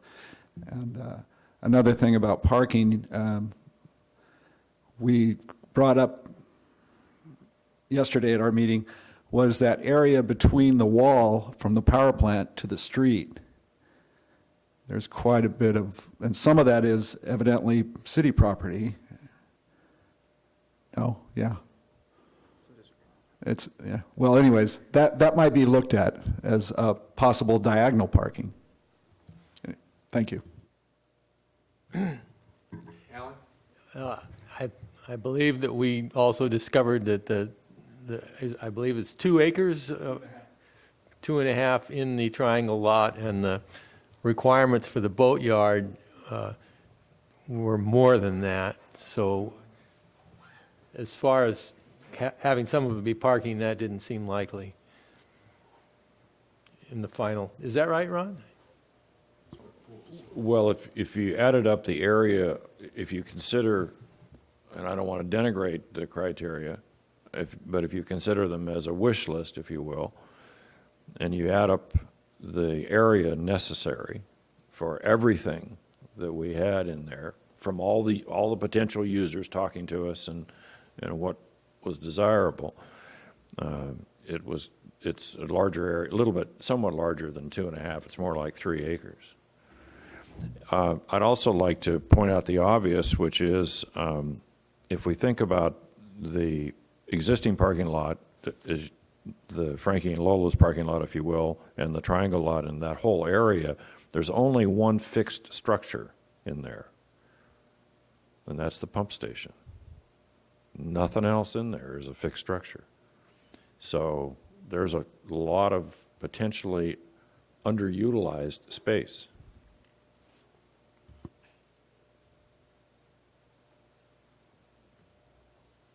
Okay. Any other discussion? Thank you. So I think that the last item on our list tonight that we want to look at is the, what is it? C2, which is the update from the Capital Improvement Planning Ad Hoc Committee. What we received here from Eric is, like his wish list, as Dave mentioned earlier today, one of the things that we have not been doing is planning for capital improvements over the years. Eric presented us with a budget for this next year in green. If you looked at the, well, why don't you explain that, Eric? Yeah, sure, I'll do my staff Please. report. So, as you know, the ad hoc committee, capital ad hoc committee, was formed to help the department work on its capital financing and management and the logistics of slips and piers and schedules and whatnot, and they've done a great job. They've been very helpful. On the financing side, this year as part of the budgeting process, the city basically had a schedule of capital assets that looked out 5 years, and every year we'd been asked to pencil in what we wanted to spend on a given asset in that year, and that was about it, and it projected out some future year expenditures. But beyond that, it really didn't do any sort of forecasting for replacement, and didn't take a super realistic look at some of the different expenditures that we would have to incur over the years to maintain our facilities. So this year, the city manager asked us to really kind of divide things up into a few different categories. On the harbor end with our water facilities, what made the most sense was 3 schedules. One would be capital replacement, those things that you take out every X number of years and replace because they just flat wear out and go away. Again, as I spoke earlier, piers, they don't really get replaced unless they burn down. So piers are a little different. But our slips and our street end docks and our other things do get replaced. So there's a capital replacement schedule. Then there's a capital major maintenance and repair schedule. I personally would call it capital improvement, but from a financing standpoint, that's not the right word. So it's major maintenance and repairs. That's the second schedule, and that includes our buildings and facilities, when they were built, life in years roughly, and then the columns that show the fiscal years, what we'd plan on spending, and then some notes over in the margins. And then the third list is the capital equipment requirements, and that's both replacement and repairs.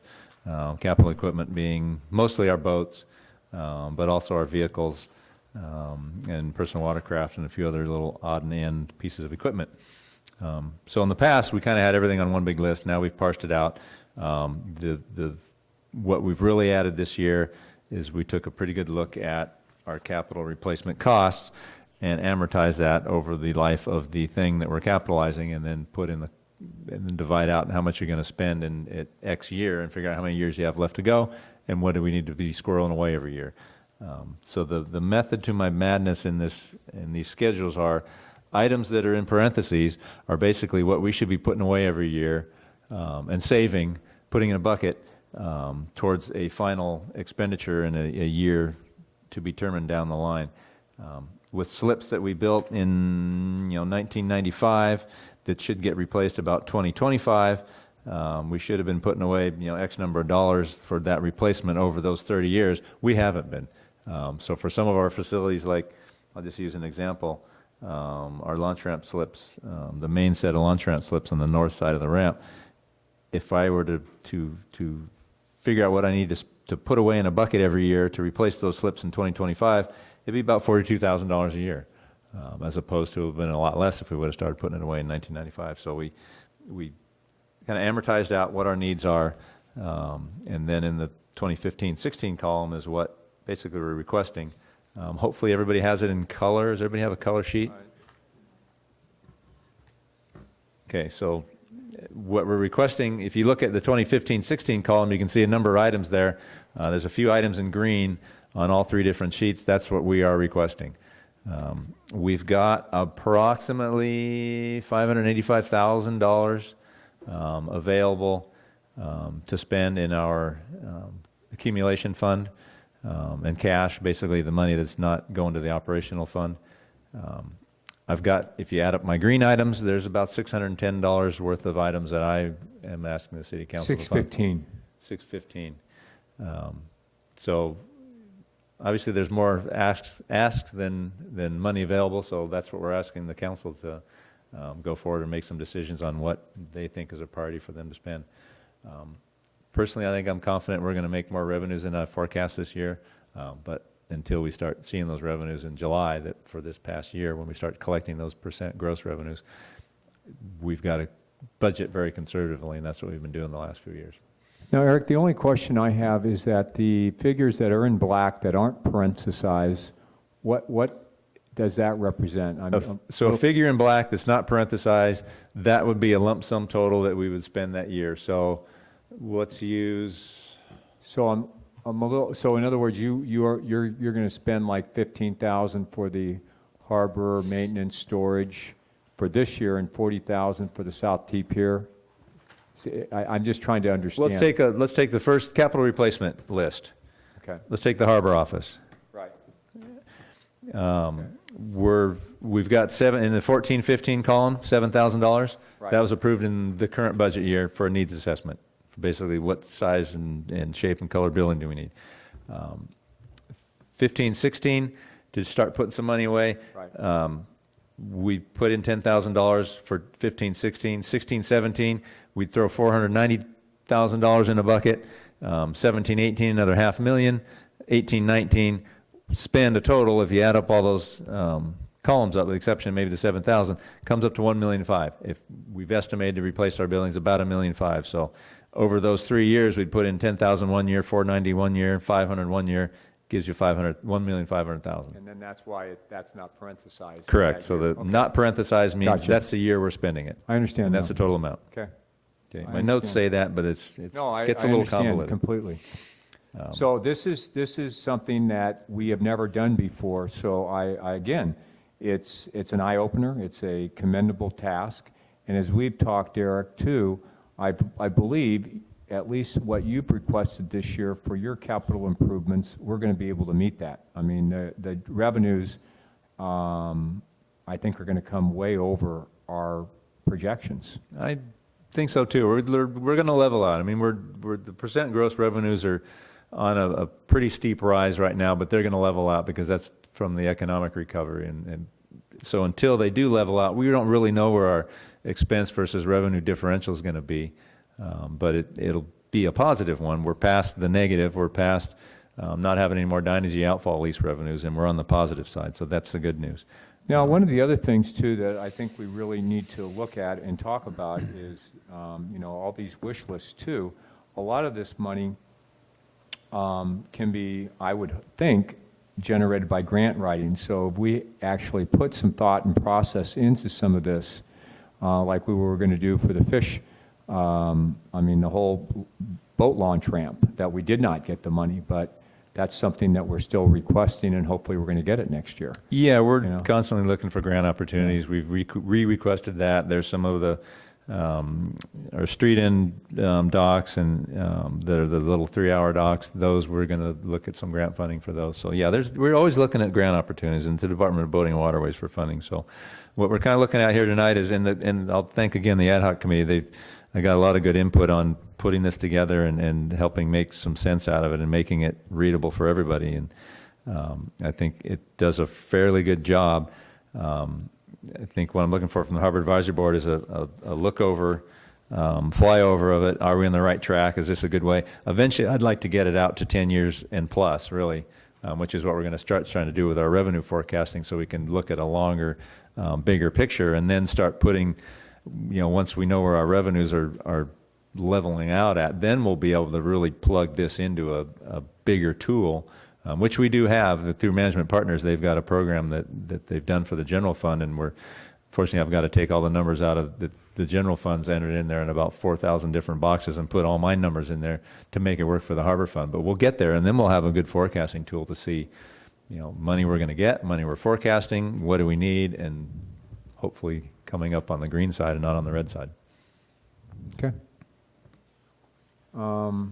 Thank you, Eric. Is there any comments or any questions for Eric here from the board? Ron? This is a great start. I like the format. I agree with Eric that it, as quickly as possible, needs to be extended, even with the existing numbers. It needs to be extended to 10 years so you can actually see that on a spreadsheet. Also, I would encourage further refinement of the useful life of the line items. Dana? No real comment. It looks good. Thank you. Neil? Yeah, like Ron said, I think this is a great start. I'm also looking at it just kind of as a bottom line. If you can include some totals at the bottom, that might be the earmark total of actual expenditures that year, and then a grand total, just to kind of see where it balances. Yeah, great comment. And I'll have to rely on Lori to do that because I'm not the Excel spreadsheet expert. Right, and that's just for the fiscal year requirements. Yeah. Yeah, that's my aspiration, is to learn how to work this program. We'll teach you. This is a great start. Yeah, Eric, I think you've done a great job, and I think adding those totals would be helpful too. So thank you. Lynn? Alan? Were these capital replacement costs included in your cost to provide slips, for instance? These figures?